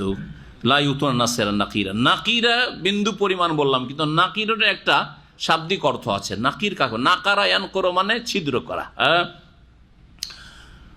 এই খেজুরের আটিতে আবার আসেন, খেজুরের আটিতে যে ফাটলটা আছে, ফাটলের মিডিলে মাঝখানে একটা গর্তের মতো হয়েছে, গোল, হ্যাঁ বিন্দু, হ্যাঁ ওইটাকে বলা হয় নাকির, এটাকে বলা হয় নাকির। হ্যাঁ, এই জন্য বিন্দু মাত্র, সামান্যতম বিন্দু মাত্র বললাম। ফাইদাল্লাহ ইউতুনা নাসিরা, ওই বিন্দু মাত্র খেজুরের আটির ছিদ্র পরিমাণ কোনো কিছু মানুষকে উঠিয়ে দিত না, যে তোরাও খা, আমরা খাচ্ছি, আমাদের কাছে অনেক টাকা আছে, তোরাও খা। আমি হাসুদুনান নাস, আমের অর্থ নাকি, অথবা আমের কখনো কখনো অর্থ হয় বালের, বরংয়ের অর্থ হয়, বরংয়ের অর্থ করে বাল ইয়াহসুদুনান নাস, বরং এরা মানুষের হিংসা করে থাকে।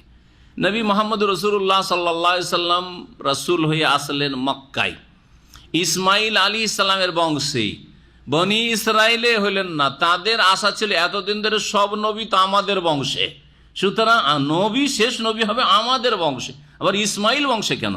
ইব্রাহিম আলাইহিস সালামের দুই ছেলে, ইসমাইল এবং ইসহাক। যত নবী রসুলগণ এসেছেন সব ইসহাক আলাইহিস সালামের বংশে এসেছেন ইব্রাহিমের পরে। ইসহাকের ছেলের নাম ইয়াকুব, ইয়াকুবের ছেলের নাম নবীজিনী ইউসুফ, হ্যাঁ ঠিক না? তারপর এই বংশে হচ্ছেন দাউদ, সুলাইমান, জাকারিয়া, ইয়াহিয়া, মুসা, ঈসা, আইয়ুব, ইউনুস, সব হচ্ছেন আম্বিয়া বনি ইসরাঈলদের। সুতরাং তারা ভেবেছিল যে নবুয়াত আর রিসালাত আমাদের ঘরের, আমরা কুক্ষিগত করে রেখেছি, আমাদের ছাড়া কেউ পেতেই পারে না। তাদের ধারণার বাইরে, হ্যাঁ, তাদের অঞ্চলে তাদের বংশে না এসে মক্কায় শেষ নবীর জন্ম হইল। তখন তাওরাতে যেসব ভবিষ্যৎবাণীগুলি ছিল সেগুলোর অপব্যাখ্যা করলো, না না, এই তাওরাতে যে শেষ নবীর কথা বলা হয়েছে সেটাই মুহাম্মদ নয়, অন্য কেউ। এখন পর্যন্ত তাদের আরব যারা খ্রিস্টান আছে বা আরব যারা ইহুদি আছে, শুনে রাখেন ভালো করে, তারা তো আরবি ভাষা মাতৃভাষা কোরআন বুঝে, হ্যাঁ, আর তারপর তাদের পণ্ডিতরা তো তাদের তাওরাত ইনজিলের বাইবেলের জ্ঞান আছে। তারা বলে যে এই যে ভবিষ্যৎবাণীগুলি আমাদের ধর্মে আছে, ধর্মগ্রন্থে আছে। এমনকি হিন্দুদের বেদে এই 4টা বেদ বা অন্যান্য যে ধর্মগ্রন্থগুলি রয়েছে তাতে নবী মুহাম্মদ রাসূলুল্লাহ সাল্লাল্লাহু আলাইহি ওয়াসাল্লামের ভবিষ্যৎবাণী আছে, জানেন কি না? আছে। হিন্দু ব্রাহ্মণরা কি করে? এরা তো জানে ওইগুলো, কিন্তু সেগুলিকে বলে যে না, এটা মোহাম্মদের ওপর ফিট হয় না সাল্লাল্লাহু আলাইহি সাল্লাম, এটা অন্য কেউ, কলকি অবতার মোহাম্মদ না, কলকি অবতার অন্য কেউ। এইভাবে জাতি গুমরাহ হয়েছে, মানব জাতির অধিকাংশই এইভাবে সঠিক পথ থেকে আর মোহাম্মদ রাসূলুল্লাহ সাল্লাল্লাহু আলাইহি ওয়াসাল্লামের অনুসরণ থেকে, জান্নাতের রাস্তা থেকে বিভ্রান্ত হয়ে জাহান্নামে যাচ্ছে, আর যেতে থাকবে কিয়ামত পর্যন্ত। এটা একেবারে আম কথা সকলের সম্পর্কে বললাম, সে হিন্দুরাই হোক অথবা আপনার ইহুদিরাই হোক অথবা খ্রিস্টানরা হোক, ভবিষ্যৎবাণী তাদের কিতাবে মওজুদ আছে, কিন্তু এগুলো কি বলে যে না, এটা নবী মোহাম্মদের উপর ফিট হয়নি, এটা অন্য কোনো লোক। এই চোরা রাস্তা দিয়ে তারা জাহান্নামে চলে গেছে। এইভাবে বিকৃতি ঘটিয়ে নবীর সিফাতগুলি, যেগুলি গুণগুলি এসেছে, সেগুলিকে তারা বিকৃত করেছে। তাই বলছেন যে তাদের এত কেন হিংসা, যে আমাদের বংশে আসলে অন্য বংশে হিংসা করি তো নবীকে মানিনি। এই জন্যই আল্লাহ কোরআনে কারীম আরো বলেছেন যে নবীকে এমনভাবে তারা চেনত কাছে থেকে, আল্লাযীনা আতাইনাহুমুল কিতাবা ইয়ারিফুনাহু কামা ইয়ারিফুনা আবনাহুম, তারা নবী মুহাম্মদকে চিনত সব কিছু দেখে, আলামত লক্ষণ দেখে, নিদর্শন দেখে, যেমন তারা নিজের ছেলে মেয়েকে চেনে। 5 বছর পরেও যদি ছেলে মেয়ের সাথে দেখায় তাও চিনতে পারবেন আপনি। ছেলে মেয়েকে হয়তো বড় হয়ে দেখেন, ছোটদের দেখলে একটু অসুবিধা, কারণ হয়তো চেঞ্জিং চলে এসছে, কিন্তু বড় বড় ছেলেকে বাড়িতে রেখে এসছে, চিনতে অসুবিধা আছে 5 বছর পর গিয়ে।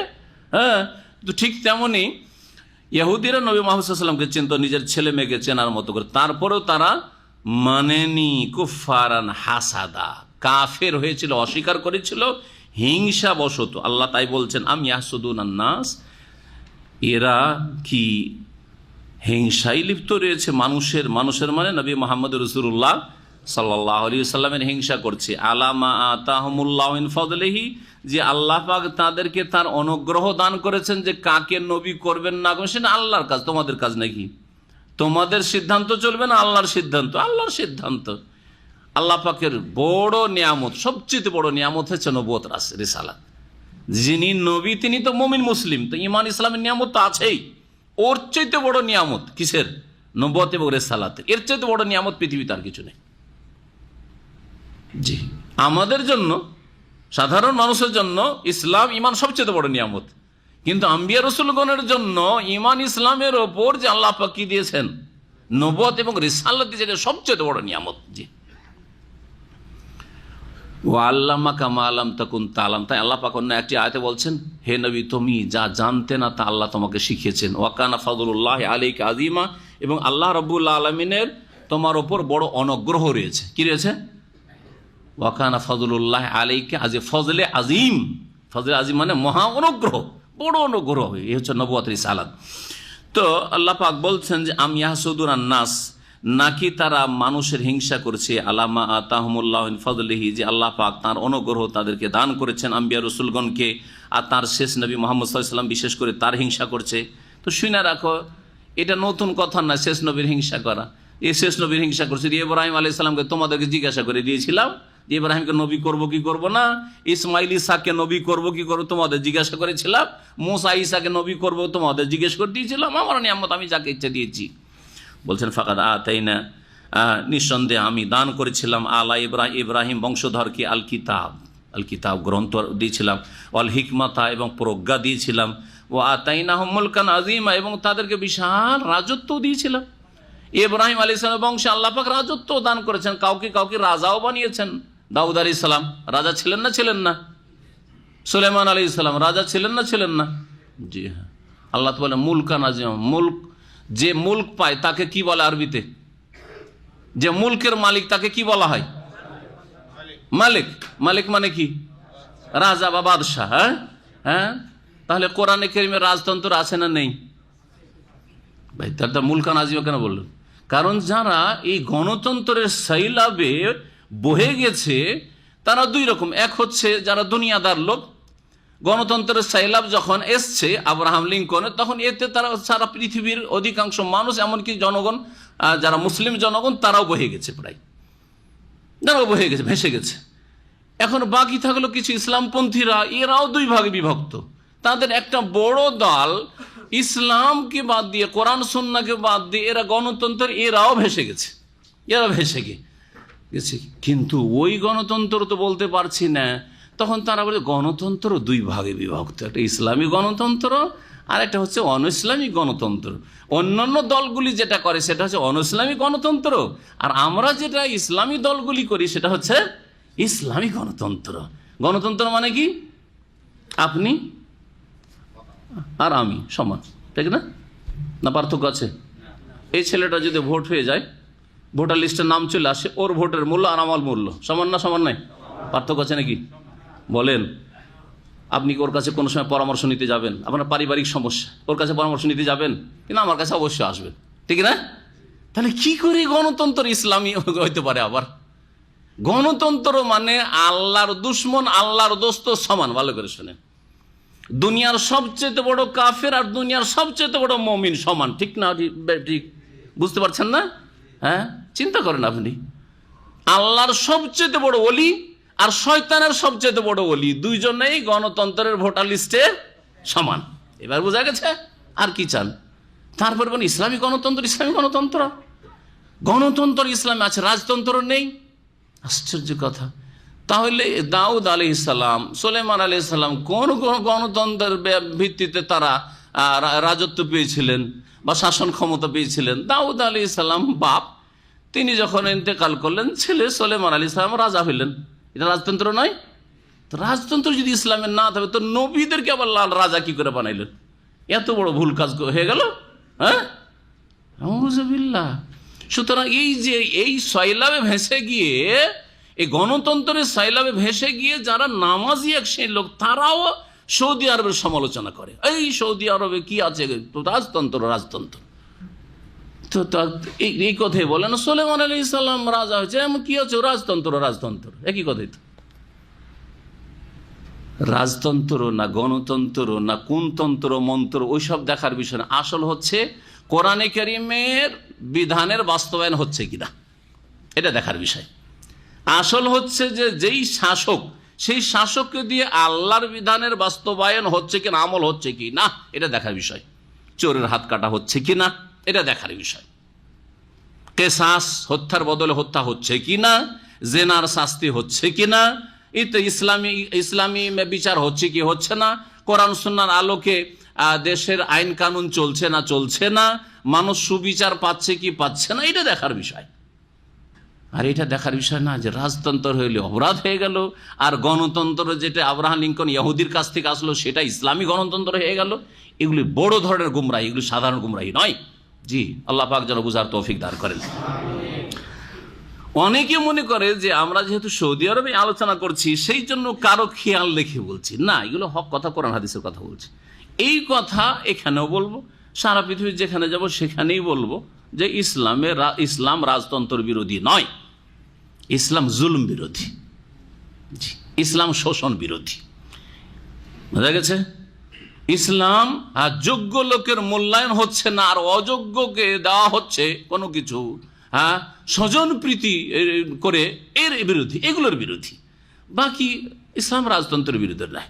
রাজতন্ত্র ইসলামের আগেও আম্বিয়া রসুলগণের জামানায়ও ছিল, এবং 30 বছর খেলাফতের পরে প্রথম রাজা ছিলেন মুআবিয়া রাদিয়াল্লাহু তাআলা আনহু। মুআবিয়া রাদিয়াল্লাহু তাআলা আনহুর মতো সেই জামানায় যত খেদমত ইসলামের হয়েছে, আজকে সারা পৃথিবীতে কোথায় হচ্ছে বলেন দেখি?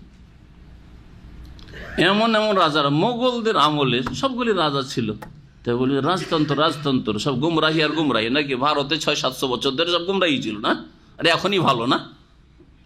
ইংরেজদের জামানাটাই ভালো, আল্লাহর আযাবগুলি ভালো, আর আল্লাহর নিয়ামতের তো কদর করার তৌফিক হয়নি।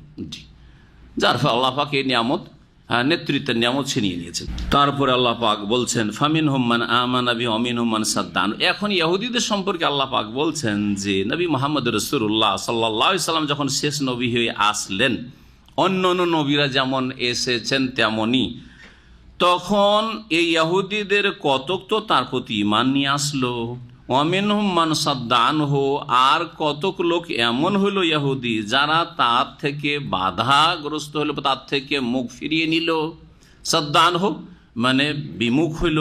ওয়াকাফা বে জাহান্নামা সাইরা, দগ্ধ করার জন্য জাহান্নাম, তাদের দগ্ধ করার জন্য জাহান্নাম যথেষ্ট। ওয়াকাফা বে জাহান্নামা সাইর, জাহান্নাম তাদেরকে জ্বালানোর জন্য, দগ্ধ করার জন্য যথেষ্ট। ইন্নাল্লাযীনা কাফারু এখন কাফেরদের যে অবস্থা মওতের পরে আল্লাহ পাক বর্ণনা করছেন, তারপরে মুমিনদের কথা বলবেন। মহান আল্লাহ ইরশাদ করেছেন, নিশ্চয়ই যারা আমার আয়াত সমূহকে অস্বীকার করলো বা আমার বিধান সমূহকে অমান্য করলো, সাউফা নুসলিহিম নারা, শীঘ্রই তাদেরকে জাহান্নামের আগুনে প্রবিষ্ট করব। কুল্লামা নজেদাত জুলুদহুম, যখন যখন তাদের চর্ম জ্বলে যাবে, দগ্ধ হয়ে যাবে। প্রথম মানুষ আগুনে জ্বলে, তখন কি জ্বলে? চামড়া জ্বলে যায়। চামড়া জ্বলে যাওয়ার পরে কিন্তু আর কষ্ট লাগে না। অনুভূতি যেটা আছে সেটা কিসে আছে? চামড়াতে আছে। এই যে চর্মে অনুভূতি আছে। চামড়া পুড়ে গেলে, গোটা শরীরে চামড়া উঠে গেলে গোশতের ভিতরে আর কষ্ট আর অনুভব হয় না, কারণ তাতে আর অনুভূতি শক্তি নাই। এই জন্য আল্লাহ রাব্বুল আলামিন, এটা হচ্ছে সায়েন্স, এটা হচ্ছে কি সায়েন্স, কোরআনে কারিমে সায়েন্স আছে। এই আয়াত নিয়ে গবেষণা করেছে যারা সায়েন্স নিয়ে চর্চা করেছে। দেখেন আল্লাহ রাব্বুল আলামিন বলছেন যে যখন চামড়া কি হয়ে যাবে, কুল্লামা নাযেজাত জুলুদ, যখন যখন চামড়া বা চর্ম কি হয়ে যাবে, দগ্ধ হয়ে যাবে, জ্বলে যাবে, বাদদালনাহু জুলুদান গায়রাহা, তখন ওই চামড়া ছাড়া অন্য চামড়া তার পরিবর্তে আমি কি করে দেব?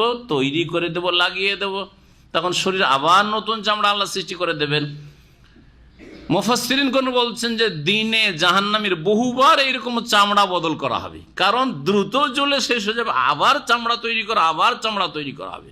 আর সেই চামড়া এত চিকন, এত পাতলা চামড়া যা দুনিয়ার আছে, এই চামড়ার মতো হবে না। এই চামড়া কতটুকু? সামান্য কতটুকু, মানে কোনো কিছু দিয়ে মেপে বলা যাবে না, তাই না? সেই চামড়া কতটুকু হবে? জি জি, নবী করিম সাল্লাল্লাহু আলাইহি ওয়াসাল্লামের সহিহ হাদিসে রয়েছে।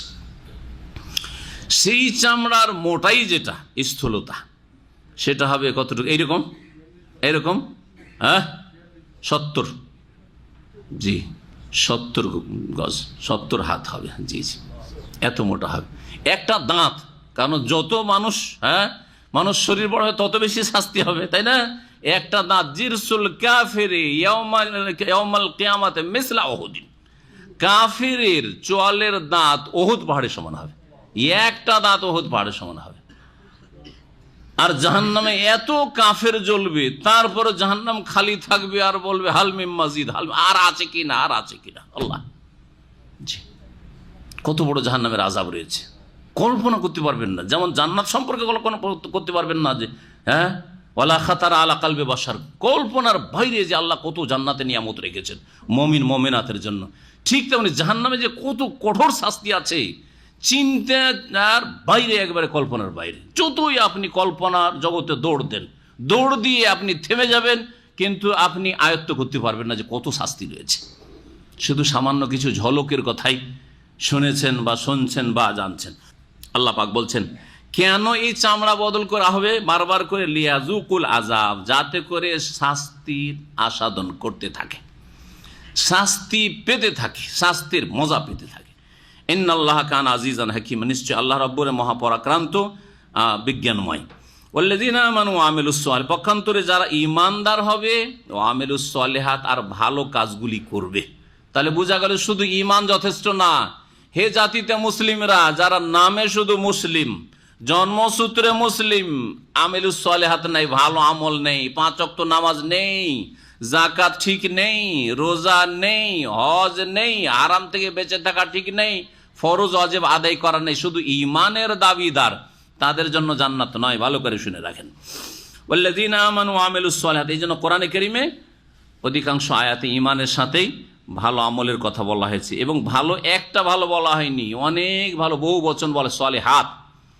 যারা ঈমানদার হয়ে ভালো আমলগুলি করবে, সানুদখিলহুম জান্নাতিন তাজরি মিন তাহতিহাল আনহার, অবশ্যই তাদেরকে শীঘ্রই আমি তাদেরকে এমন জান্নাত সমূহে প্রবিষ্ট করব যার নিম্ন দেশে নহর সম প্রবাহিত হবে, খালেদিনা ফিহা আবাদা, সেখানে তারা চিরকাল বসবাস করবে।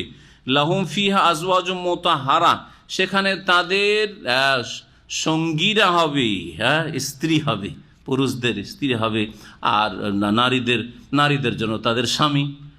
আল্লাহ পাক রব্বুল আলামিন স্বামীতে তাদের শান্তি রেখেছেন। এছাড়া এমন এমন নিয়ামত তাদের দেবেন, ওয়ালাকুম ফিহা মা তাশতাহি আনফুসুকুম, যা চাইবে সেখানে মনের আশা প্রত্যেকের, নারী হোক আর পুরুষ, আল্লাহ পাক রব্বুল আলামিন সব পূরণ করবেন। তাজরি মিন তাহতিহা আনহার খালিদিনা ফিহা আবাদা লাহুম ফিহা আজওয়াজুম মুতাহহারা, তাদের পাক পবিত্র, তাদের সঙ্গিনীরা হবে পাক পবিত্র। কেন বলা হয়েছে? চরিত্রের দিক থেকে পাক, আচার আচরণের দিক থেকে পাক পবিত্র, এবং তারা যে নারীদের যেসব দুর্বল দিক রয়েছে, মাসিক, ইস্তেহাজা, আর তারপরে কাশপোটা, এই সমস্ত থেকে পাক, যেগুলি অরুচির কারণ হয়ে থাকে বা একটা বাধাগ্রস্ত হয় মানুষ, ইত্যাদি সব কিছু থেকেই পাক পবিত্র হবে। সৃষ্টিগত দিক থেকেও আর কিসের দিক থেকে? আখলাক, চরিত্রের দিক থেকেও। অনুদখিলহুম জিল্লান জালিলা, এবং ঘন ছায়া বিশিষ্ট, ঘন ছায়ায় তাদেরকে প্রবিষ্ট করব। অনুদখিলহুম জিল্লান, জিল্লান ছায়া, জালিলা ঘন, ঘন ছায়ায় তাদেরকে প্রবিষ্ট করব। এই ছায়া সম্পর্কে আল্লাহ পাকের যে এই জান্নাতের ছায়া আল্লাহ পাক ভালো জানেন। নবী মুহাম্মদ রাসূলুল্লাহ সাল্লাল্লাহু আলাইহি ওয়াসাল্লাম একটি হাদিস রয়েছে, একটি শাজারাতুল খুলদ, শাজারাতুল খুলদ কোরআনে কারিমে রয়েছে, স্থায়ী গাছ। এই গাছ সম্পর্কে নবী মুহাম্মদ সাল্লাল্লাহু আলাইহি ওয়াসাল্লাম বলছেন যে ইন্না ফিল জান্নাতি লা শাজারা, জান্নাতে এমন একটি গাছ আছে, একটি গাছই, তাহলে এইরকম বহু গাছ আছে, একটি গাছে বাগান হয় না। জান্নাত মানে কি? জান্নাত মানে হচ্ছে বাগান। তাহলে আর তারপরে বহু বচন, অধিকাংশ জায়গায় জান্নাত শব্দটি জান্নাত এসছে, বহু বাগান বিশিষ্ট জান্নাত। কত যে গাছপালা রয়েছে, আর একটি গাছের বিবরণ শোনেন। বলছেন জান্নাতে একটি গাছ রয়েছে, ইয়াসির রাকিবু ফি জিল্লিহা মিয়াতু আমিন লা ইয়াকতাউহা, একজন সওয়ারি তার বাহনে চেপে চলতে থাকবে 100 বছর ধরে ওই একটি গাছের ছায়ায়, লা ইয়াকতাউহা, সেটা পার করতে পারবে না। অন্য রিওয়ায়াতে ইয়াসিরুর রাকিবুল জাওয়াদ, কিসে সওয়ার? উঠে নয়, দ্রুত বেগী ঘোড়াই চেপে, ঘোড়ার পিঠে চেপে। ইয়াসিরুর রাকিবুল জাওয়াদ 100 বছর ধরে চলতে থাকবে, গাছের এপার থেকে ওপার যেতে পারবে না। তারপরে কত বড় গাছ তাহলে হবে। আল্লাহ বলেছেন ইন্নাল্লাহ ইয়ামুরুকুম আন তুআদ্দুল আমানাতি ইলা আহলিহা, নিশ্চয়ই আল্লাহ রাব্বুল তোমাদেরকে নির্দেশ দান করছেন যাতে করে আমানতগুলি তোমরা আদায় করে দাও আমানতওয়ালাদের কাছে। আমানতকে আদায় করে দাও, পৌঁছিয়ে দাও কার কাছে? ইলা আহলিহা, যাদের আমানত রয়েছে তাদের কাছে, যাদের প্রাপ্য রয়েছে প্রাপকদের কাছে পৌঁছিয়ে দাও। এই একটি হুকুম। আর একটি হুকুম হচ্ছে ওয়াইযা হাকামতুম বাইনান নাস, আর যখন মানুষের মাঝে তোমরা বিচার করবে, আনতাহকুমু বিল আদলে, তখন সুবিচার করবে, ন্যায়সঙ্গত বিচার করবে।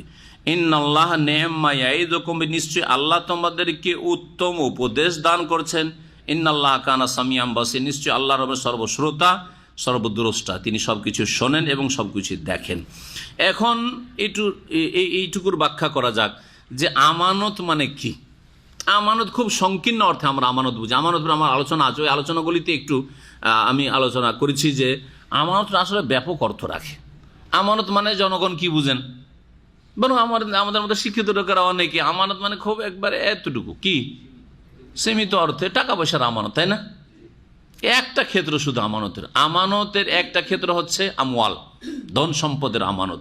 টাকা পয়সা আপনি আমার কাছে রেখেছেন, অথবা আপনার কাছে রেখেছি, অথবা ব্যাংকে ডিপোজিট রেখেছেন, আমানত, সেটাও আমানত। হ্যাঁ, ব্যাংকের কাছে আপনার অধিকার আছে, আপনি সেটা উঠিয়ে নেওয়ার, এই আমানত। ব্যক্তির কাছে রাখেন আর প্রতিষ্ঠানে রাখেন আপনি, আমানত, ধন সম্পদের আমানত।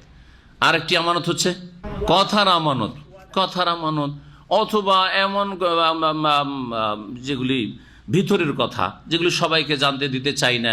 পারিবারিক কিছু বিষয় আছে, ধরেন আপনার পারিবারিক কিছু আছে, গণ্ডগোল হতে পারে, অথবা পারিবারিক কিছু বিষয় রয়েছে বাইরে, সেগুলো লিক আউট হলে সেটা অপ্রীতিকর হবে, পছন্দনীয় নয়। এগুলি হচ্ছে আপোষের আমানত। বাড়িতে 3-4 ভাই 5 ভাই মিলে গল্প করলেন, গল্প করার পরে বাইরে গিয়ে শুরু করে দিলেন আপনি, আমানত খেয়ানত করলেন আপনি। এগুলো হচ্ছে সারায়ের আমানত, সারায়ের যেগুলো লুকায়িত বিষয়, গোপনীয় বিষয়, এসবগুলির আমানত।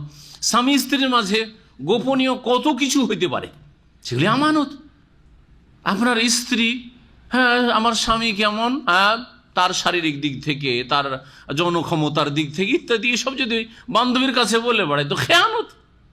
এইরকমই আপনি আপনার নতুন বউকে পেয়ে কেমন প্রথম রাতে পেলেন, আর তারপরে কেমন কাটছে আপনার দিনকাল ইত্যাদি সব বন্ধু মহলে বয়ান করবে যে খেয়ানত করছেন আপনি, আমানত, এগুলি আমানত। নবী সাল্লাল্লাহু আলাইহি ওয়াসাল্লাম বলেছেন এইরকম চরিত্রের লোক যারা যারা রাতে স্বামী স্ত্রী একসাথে বসবাস করে আর তারপরে মেলামেশা হয়, আর দিনে গল্প গুজব করে সাথী বন্ধুদের সাথে বা বান্ধবীদের সাথে, ওরা কেমন রাস্তাঘাটে দুইজনে উলঙ্গ হয় ইয়ে করছে, হ্যাঁ, নিজের কাজ সারছে, ওইরকম সবাই তাকাচ্ছে, তামাশা দেখছে, ঠিক ওই রকম, ঠিক না? চোখের আড়ালে করেছে কিন্তু বাকি সব বয়ান করছে, তো একই তো।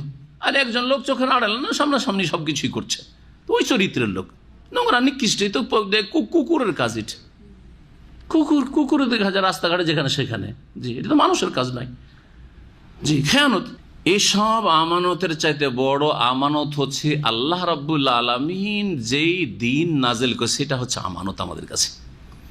যে দিন দান করেছেন, তৌহিদ আমানত, 5 ওয়াক্ত নামাজ আমানত, জি হ্যাঁ, রোজা আমানত, রমজান আমানত, জাকাত আমানত, হজ আমানত, ইসলামের আদেশ নিষেধগুলি হচ্ছে আমানত। এগুলিকে যারা পালন করলো না ঠিকভাবে, তারা খেয়ানত করলো। আল্লাহ পাক লা তাখুনুল্লাহ ওয়ার রাসূল, আল্লাহ এবং রসুলের খেয়ানত করিও না। তো আল্লাহর খেয়ানত কেমন করে হয়? আল্লাহর খেয়ানত এইভাবে হয়, আল্লাহর অবাধ্য হয়ে। রসুলের খেয়ানত, রসুলের তরিকায় না চলে রসুলের মতো অন্য কাউকে মানছেন আপনি। আমাদের হুজুরে কি বলেছেন এরকম, আমাদের ইমাম সাহেবের ফতোয়া কি, আমাদের মযহাবের ফতোয়া কি, ওটা হাদিসের ওপর প্রাধান্য পাচ্ছে, তাহলে আপনি খেয়ানত করছেন আপনি রসুলের সাথে। আপনাকে রসুলকে মানতে বলা হয়েছে, সব কথাই রসুলের মানবেন, বাকি যে কোনো মানুষের ভুল হইতে পারে। যদি রসুল্লাহ সাল্লামের কথা হয় তো আপনার ইমাম সাহেবের কথা মানেন, মযহাবের কথাও মানেন, যেটা রসুল সাল্লামের কথা। কিন্তু রসুল তার 4টা কথা বলেন যে 4টাই ঠিক, এটাও ঠিক, ওইটাও ঠিক, ওইটাও ঠিক, ওইটাও ঠিক, 4টাই ঠিক, এটা তো না, 4টার একটা ঠিক। তাহলে আপনাকে যে একটা ঠিক ওইটা তলাশ, যারা যে আলেমরা করে, আপনি যদি সাধারণ মানুষ হন, যে আলেম তলাশ করে 4টার মধ্যে কোনটা ঠিক বলে, ওই আলেমের কাছ থেকে ফতোয়া নেবেন আপনি। বুঝছেন আমার কথা? আর যে আলেম বলে যে ওদেরটাও ঠিক আমাদের ঠিক, আপনি ওদেরটা মানবেন না, আপনি যেহেতু অমুক মযহাবের সেজন্য এইটা মানেন, এটা খেয়ানত। এটা খেয়ানত হল, মানে সঠিকটা মানতে দেবেন আপনাকে, এক গিয়ারি আপনাকে ওইটাতে রাখবে, শুধু এক গিয়ার রসুল্লাহর গিয়ারে আবার রাখবেন, হ্যাঁ, এক ইমামের গিয়ারে রাখবেন, মানে এটা ভুল।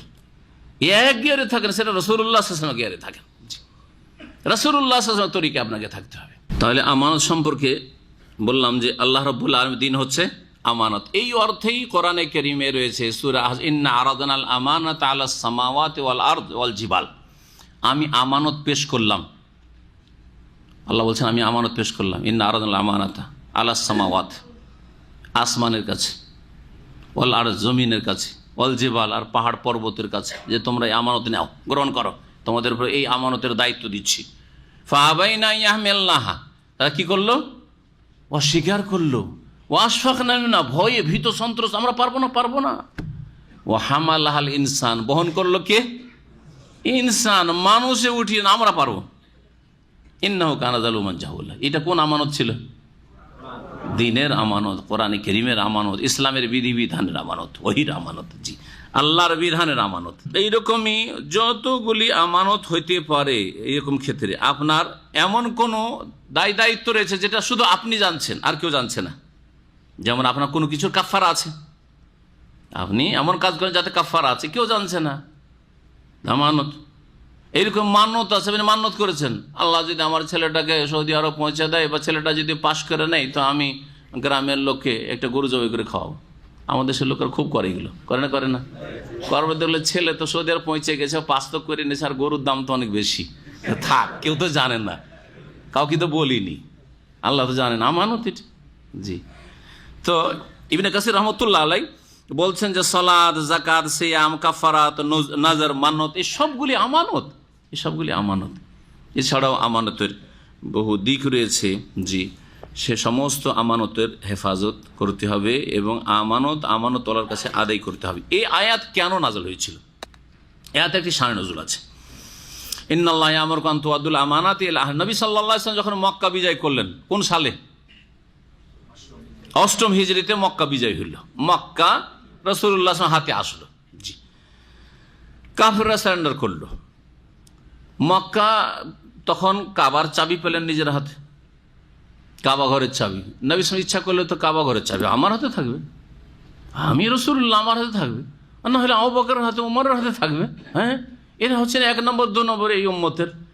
কিন্তু বংশ পরম্পরা এই কাবার চাবি বিশেষ একটা গোত্রের কাছে, কোরাইশদের এক গোত্রের কাছে থাকত। কোরাইশদের এক এক গোত্র এক এক দায়িত্ব তারা বহন করে যেত। কাবার চাবি রাখবে হাজাবি গোত্র। ওসমান বিন তালহা নামক একজন সাহাবী, তিনি হুদাইবিয়ার বছর, হুদাইবিয়ার সন্ধির সময় ইসলাম গ্রহণ করেছিলেন। হুদাইবিয়ার সন্ধি হয়েছিল কোন হিজরিতে? 6ষ্ঠ হিজরিতে। 6ষ্ঠ হিজরিতে 7ম হিজরি গেল উমরাতুল কাজা, আর 8ম হিজরিতে মক্কা বিজয় হলো। নবী করিম সাল্লাল্লাহু আলাইহি সাল্লাম সম্পর্কে তাফসীর ইবনে কাসির থেকে শোনায়, লাম্মা খারাজা রাসূলুল্লাহ মিনাল কাবাতি ওয়া হুয়া ইয়াতলু হাযিহিল আয়াত।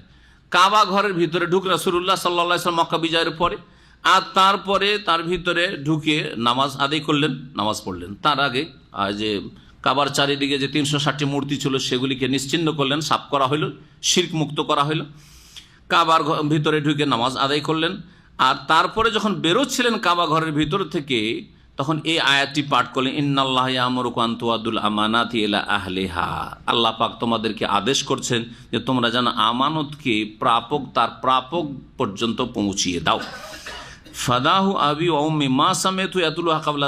এর আগে এই আয়াত রাসূলুল্লাহ সাল্লাল্লাহু আলাইহি ওয়াসাল্লামকে কখনো পাঠ করতে শোনেনি। তারপরে বলছেন যে ওসমান বিন তালহা যে ছিলেন, তাকে ডেকে পাঠালেন যে তাকে ডাকো, আর ডাকার পরে তার হাতে চাবিটা তুলে দিলেন, এই চাবি তোমার বংশেই ছিল আর তোমার কাছেই থাকবে কিয়ামত পর্যন্ত। এখন পর্যন্ত ওই বংশের লোকের কাছেই চাবি থাকে। জি, মহান আল্লাহ তাআলা ইরশাদ করেছেন, ইয়া আইয়ুহাল্লাযীনা আমানু আতিউল্লাহ ওয়া আতিউর রাসূল।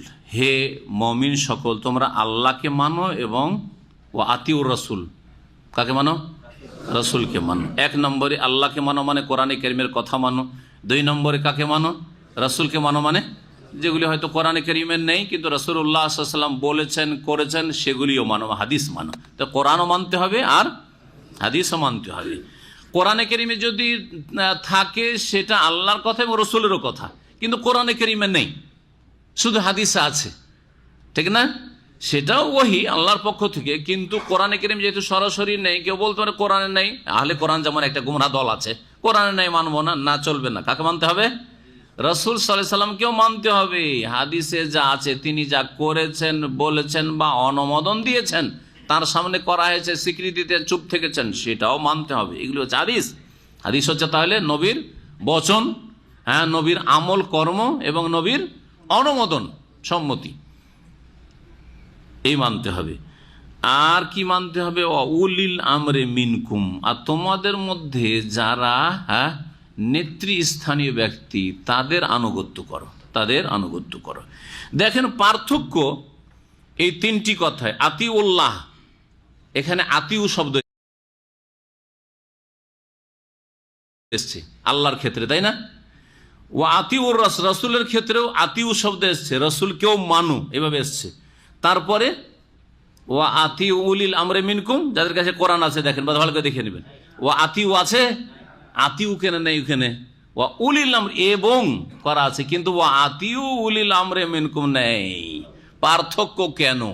আল্লাহ এবং রাসূলের ক্ষেত্রে আতিউল্লাহ ও আতিউর রাসূল, আল্লাহকে মানো এবং রাসূলকে মানো। মানো শব্দটি, আনুগত্য করো শব্দটি চলে এসছে আতিউ, একেবারে স্পষ্ট। কিন্তু উলিল আমরের কথা যখন আসছে তখন ও আতিউ উলিল আমরে কেন নেই? রহস্য কি?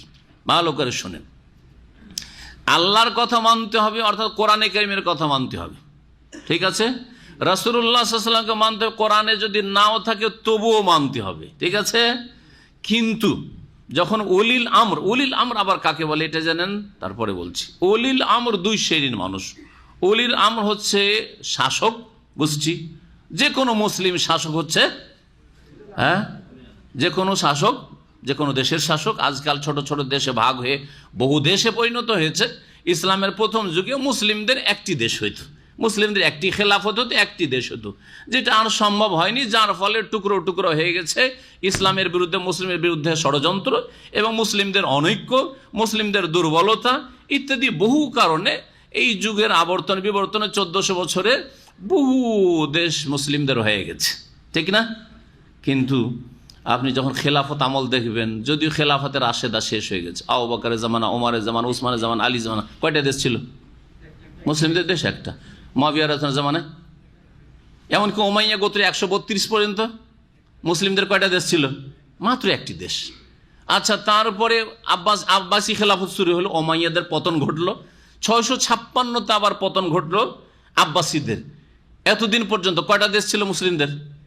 মোটামুটি শেষ দিকে শুরু হয়ে গেছিল, শেষ দিকে ভারতে তখন মোগলরা আসতে শুরু হলো, আরও কিছু শুরু হইল।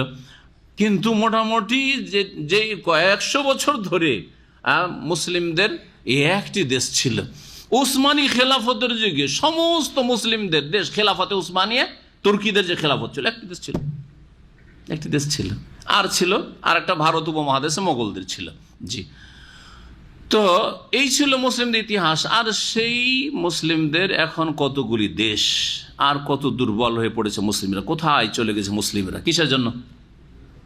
মুসলিমদের শুধু অনৈক্য না, আল্লাহর দিন থেকে সরে যাওয়ার কারণে? অনৈক্যের আগে তৌহিদ থেকে সরে যাওয়ার কারণে, শিরকে লিপ্ত হওয়ার কারণে। অনৈক্যের আগে তাদের নামাজ থেকে সরে যাওয়ার কারণে। মসজিদে ঐক্য নেই, সবগুলি গ্রামের লোক মসজিদে যদি চলে, এটা সবচেয়ে বড় ঐক্য। হ্যাঁ, তার চাইতে বড় ঐক্য হচ্ছে সারা বিশ্বের সমস্ত মুসলিম এক আল্লাহকে সেজদা করবো, কাউকে সেজদা করবো না, না দুর্গাকে না দরগাকে। এটা সবচেয়ে বড় ঐক্য। কোথায় ঐক্য? খালি মুখে ঐক্য বললে হবে? হ্যাঁ, কেউ কবরে সেজদা করে, হ্যাঁ, আর কেউ আর কিছু করে, কেউ সেজদাই করে না, বেদিন নাস্তিক, আর সবগুলি মুসলমান। আর বলবেন যে আমরা সব এক হওয়ার চেষ্টা করছি, এক হওয়ার চেষ্টা করছি। কিয়ামত পর্যন্ত এক হবেন না, কিয়ামত পর্যন্ত এক হবেন না। তো বলছিলাম যে আকীদার ঐক্য, দ্বীনের ঐক্য, ধর্মের ঐক্য, বিশ্বাসের ঐক্য, আমলের ঐক্য, নামাজের ঐক্য সবচেয়ে বড় ঐক্য। নামাজের ঐক্য দেখেন কত সুন্দর। ইমামের একটু আগে যদি আপনি সিজদায় চলে যান গুনাহগার, একটু আগে রুকুতে চলে যান গুনাহগার, জেনে শুনে জানতো নামাজ হবে না, ঠিক না? নামাজ ইমামের আগে যদি সালাম ফিরে দেন নামাজ হবে? চিন্তা করেন, আপনি গুনাহগার। আপনি ইমাম যদি ভুল করেছে, ইমাম তো সহজ সিজদা ইমাম করে, আমরা কেন করবো না? আপনাকে করতে হবে, মুক্তাদি সকলকে করতে হবে। ঐক্য না? আসল ঐক্য তো মসজিদে রয়েছে, আসল ঐক্য তো রয়েছে আজ দিন ইসলামে। জি, জীবনের প্রতিটি ক্ষেত্রে ঐক্য শিখেছে। হজ ঐক্য, হজে ঐক্য, একসাথে হজ করতে হবে, একই দিনে আরাফায় থাকতে হবে, ইচ্ছা মতো যার যখন সুবিধা। এত ভিড় ভাড়ে গিয়ে লাভ কি? তারপরের দিন আরাফায় থাকবো, চলবে? চলবে না। আমরা বছরে এখন যে বছরে 2 বার ওরস লাগে, 3, শাহজালালের ওরস লাগে 3 বার, একটা কিতাবে পড়লাম। আর এখন বিশ্ব ইজতেমা হচ্ছে, হ্যাঁ, বছরে একবারের জায়গায় 2 বার শুরু হয়েছে। আর এক জায়গায় কয়েক জায়গায় মনে হয় ডিস্ট্রিক্টে শুরু হচ্ছে, ঠিক না? কিন্তু কিয়ামত পর্যন্ত হজ কি এরকম হবে যে এত যে ভিড় ভাড়, তো হজটা বছরে 2 বার 3 বার করা যাক, আর 2-3 জায়গায় করা যাক, হবে? হ্যাঁ, এ হচ্ছে ঐক্য, আসল এ হচ্ছে ঐক্য। আর বাকিগুলো হচ্ছে অনৈক্য। এখন আসেন, শাসক গোষ্ঠীকে উলিল আমর বলা হয়েছে, যাদের হাতে আদেশ নিষেধের ক্ষমতা আছে। আমর মানে হচ্ছে আদেশ, যারা আদেশ নিষেধের ক্ষমতা রাখে তাদেরকে কি বলা হয়? উলিল আমর, আমরওয়ালা। জি, এরা হচ্ছে যারা ক্ষমতাবান শাসক গোষ্ঠী। দ্বিতীয় হচ্ছে ওলামায়ে কেরাম, তাদের কাছে আদেশ নিষেধে আছে কি? দিনের এটা জায়েজ, এটা জায়েজ নাই, এটা হালাল, এটা হারাম না, এটা ফরজ আপনার জন্য, হ্যাঁ, এটা হচ্ছে সুন্নাত, এটা মুস্তাহাব। এ বলার অধিকার কার? আলেম ওলামাদের, যারা কোরআন সুন্নাহর বিজ্ঞ আলেম তাদের। এরা হচ্ছে উলিল আমর। তাহলে আনুগত্য করতে হবে কার? আল্লাহকে মানতে হবে, রসুলকে মানতে হবে, আর কাকে মানতে হবে? শাসকদেরকে মানতে হবে, ওলামাদেরকে মানতে হবে। ওলামাদেরকে মানতে হবে না, একজন আলেমকে মানতে হবে। হ্যাঁ, এইখানে একদল বিভ্রান্ত হয়েছে, যার ফলে বলছে যে বাস 4 জনকে মানতে হবে, আর 4 জনের একজনকে মানতে হবে, আর বাকি কাউকে না। 4 ইমাম উলিল আমর বলে 4 ইমাম বুঝানো হয়নি, এইটাই হচ্ছে গোমরাহি। এখানে 4 ইমামকে শুধু মানতে হবে, 4 ইমামের একজনকে মানতে হবে না। 4টার এলেম থেকে আপনি উপকৃত হন, তারা দুনিয়া থেকে চলে গেছেন। এখন 4 ইমামের কোন এক ইমামের কবরের কাছে গিয়ে ফতোয়া জিজ্ঞেস করে চলবে নাকি? যদি কি আবু হানিফার কবরের কাছে গিয়ে বলে যে আমার মাসলার ফতোয়া দেন, হবে? আসবে জবাব? শাফির কবরের কাছে গিয়ে, মালিকের কবরের কাছে গিয়ে, ইমাম আহমদের কবরের কাছে গিয়ে চলবে? তাহলে জীবিত আলেমকে কি করতে হবে? হ্যাঁ, তাকে জিজ্ঞাসা করতে হবে যে এই ক্ষেত্রে আল্লাহর আমর কি, আল্লাহ কি আদেশ করছে, এটা ফরজ না জায়েজ, না এই ব্যবসা করবে, এটা হালাল হবে না হারাম হবে, এটা জীবিত ভালো কোরআন সুন্নাহর আলেমকে জিজ্ঞেস করতে হবে। এটা হচ্ছে উলিল আমরে মিনকুম। বুঝলেন না? তাহলে উলিল আমর দুই প্রকার। এখন প্রশ্ন আগেরটা থেকে গেছে, কিন্তু আল্লাহকে মানো আতিউ বলা হয়েছে, রসুলকে মানো ওয়া আতিউ রসুল, ওয়া উলিল আমরে মিন ওয়া আতিউ উলিল আমরে মিনকুম কেন বলা হইল না? এই জন্যই বলা হইল না যে আল্লাহকে মানতে হবে পৃথকভাবে, রসুল বলে না না বলে, হয়তো হাদিসে নেই কিন্তু কোরআন আছে, মানবেন না মানবেন না? অবশ্যই মানবেন। কোরআনে নেই কিন্তু হাদিস আছে, মানবেন না মানবেন না? মানবেন। কিন্তু কোরআনে নেই, হাদিসে নেই, আল্লাহ বলেন, রসুল বলেননি, আলেম সাহেব বলছেন, মানবেন না? মানা যাবে না। বোঝা গেছে? এবার কোরআনেও অনুমতি নেই, হাদিসে অনুমতি নেই, আর দেশের সরকার বলছে, মানবেন? মানা যাবে না। এবার বুঝতে পেরেছেন? তার মানে উলিল আমরের মানাটা হচ্ছে আতিউল্লাহ আতিউর রসুলের অন্তর্ভুক্ত। যদি আল্লাহ এবং রসুলের কথা বলে দেশের শাসক তাহলে মানো, আর যদি তার বিরুদ্ধে বলে মানিও না। লা তাআতা লিমাখলুকিন ফি মাসিয়াতিল খালিক ইন্নামা তাআতু ফিল মারুফ। আল্লাহর নাফরমানি করে কোনো মানুষকে মানা চলবে না, আলেমকেও মানা চলবে না, আর শাসককে মানা চলবে না। ইন্নামা তাআতু ফিল মারুফ, ভালো কাজে একমাত্র যেটা জায়েজ কাজ তাতেই শুধু মানতে হবে শাসককে বা আলেমকে। আমি যদি আপনাকে বলি কোন জায়েজ কাজ, তাহলে মানবেন, আর যদি নাজায়েজ বলি কিন্তু পীর সাহেব বলে চলবে, আমি বলে চলবে না, কেন শরীয়তের আলেম আমরা না। আর যদি পীর সাহেব বলে যে যাই নামাজকে মদে ডুবিয়ে নামাজ পড়ো, তাহলে আপত্তি করবেন না। এটা মন গড়া বলছি না, হক্কানীদের কিতাবে আছে, কিতাবে আছে। তাদেরকে পীরকে এমন ভাবে মানবেন, যদি যাই নামাজকে বলে যে যাই এতে ডুবিয়ে নিয়ে এসো, মদে ডুবিয়ে নামাজ শুরু করে দাও, তাহলে কার কথা মানবেন? পীরের কথা মানবেন। আমার কথা মানবেন? আমি যদি যান পেশাবে ডুবিয়ে নেই, ওরা বলেছে যে এতে মদে ডুবিয়ে, আমি মদের অত খারাপ বললাম না, একটু পেশাবে ডুবিয়ে নিয়ে এসেন একটু, বা পেশাবটা কিছুটা, এতটা পেশাব আপনার যাই নামাজে ছিটিয়ে দেন, আতর ছিটা করে দেন, নামাজ পড়েন, মানবেন? মানবেন না মানবেন না? মানবেন না। মানবেন না বলেন যে আপনার কথা মানবো না, এরকম করে বলেন। কেন মানবেন না? আল্লাহ অনুমতি দেননি, রসুল অনুমতি দেননি। বুঝা গেছে? তাহলে পীরদের ধর্ম কেমন বুঝতে পারছেন? হ্যাঁ, পীর ধর্ম ভুল ধর্ম, ভ্রান্ত ধর্ম। আল্লাহ বলুক আর নাই বলুক, রসুল বলুক আর না করুক, পীর মেনে চলতে হবে। এটি হচ্ছে বড়ই গুমরাহি। আল্লাহ পাক যেন বুঝার তৌফিক দান করেন। তারপরে সময় শেষ হতে যাচ্ছে, এই জন্য আয়াতের তরজমাটা সংক্ষেপ করে দিই। ফাইন তানাজাতু ফি শাইইন, হ্যাঁ কোনো ব্যাপারে তোমাদের মতবিরোধ হয়ে গেল, একজন বলছে যে সূরা ফাতিহা ছাড়া নামাজ হয় না, আর একজন বলছে সূরা ফাতিহা মুক্তাদির পড়া যায় না, করবেন কি? ফাইন তানাজাতু ফি, কোনো ব্যাপারে যদি ঝগড়া দ্বন্দ্ব হয়, একজন বলছে সূরা ফাতিহা পড়বো, আর একজন বলছে সূরা ফাতিহা পড়বো না মুক্তাদি আমি, তাহলে কি করবেন? বলছে এক ইমামকে ধরে না, বলছে তুমি ভাই হানাফি, আমি হচ্ছি শাফি, নাকি? না না না, ফারুদ্দুহু ইলাল্লাহ ওয়ার রাসূল, আল্লাহর কাছে ফিরিয়ে দাও, রসুলের কাছে ফিরিয়ে দাও। আল্লাহ কি বলছেন, রাসূল সাল্লাল্লাহু আলাইহি ওয়াসাল্লাম কি বলছেন? রাসূল সাল্লাল্লাহু আলাইহি ওয়াসাল্লাম বলছেন লা সালাতা লিমান লাম ইয়াকরা বিফাতিহা, যে সূরা ফাতিহা পড়ে না তার নামাজ হয় না। জি হ্যাঁ, রাসূল কোন জায়গায় বলেননি যে মুক্তাদি খবরদার সূরা ফাতিহা পড়বে না। দেখেন একটি হাদিস, কোথাও নেই, জাল কথা এটি। জি, কিন্তু সহিহ এমন কোন হাদিসের কিতাব নেই যে কিতাবে নেই যে সূরা ফাতিহা ছাড়া নামাজ হয় না। তো আল্লাহ এবং রসুল কাছে ফিরিয়ে দাও। ইন কুনতুম তুমিনুনা বিল্লাহি ওয়াল ইয়াউমিল আখির, যদি আল্লাহর প্রতি তোমরা বিশ্বাসী হও, পরকালে বিশ্বাসী হও, যালিকা খায়রুন, এটাই তোমাদের জন্য উত্তম, ওয়া আহসানু তাওয়িলা, আর পরিণামের দিক থেকে উৎকৃষ্ট। জি, এখানে আলোচনা শেষ করছি। ওয়া সাল্লাল্লাহু আলা নবিয়িনা মুহাম্মদ ওয়া আলা আলিহি ওয়া সাহবিহি আজমাইন। ফেব্রুয়ারিতে যে ভালোবাসা দিবস হয়, 14 ফেব্রুয়ারি, তাই না? এই ভালোবাসা দিবস, এটা হচ্ছে লুচ্চামি দিবস, এটা কাফেরদের দিবস, এটা মুসলিমদের দিবস নয়, এটা ইহুদি খ্রিস্টানদের দিবস। সুতরাং যারা এসব কাজ করবে তাদের দলে শামিল হবে, সতর্ক সাবধান। আমরা ভালোবাসবো, গতকালকে আলোচনা হয়েছে, আল্লাহকে ভালোবাসবো, রসুলকে ভালোবাসবো, বাপ মাকে ভালোবাসবো, মুসলিম ভাই বোনকে ভালোবাসবো। আর যুবক যুবতীর ভালোবাসা হারাম, যুবক যুবতীর ভালোবাসা হচ্ছে হারাম।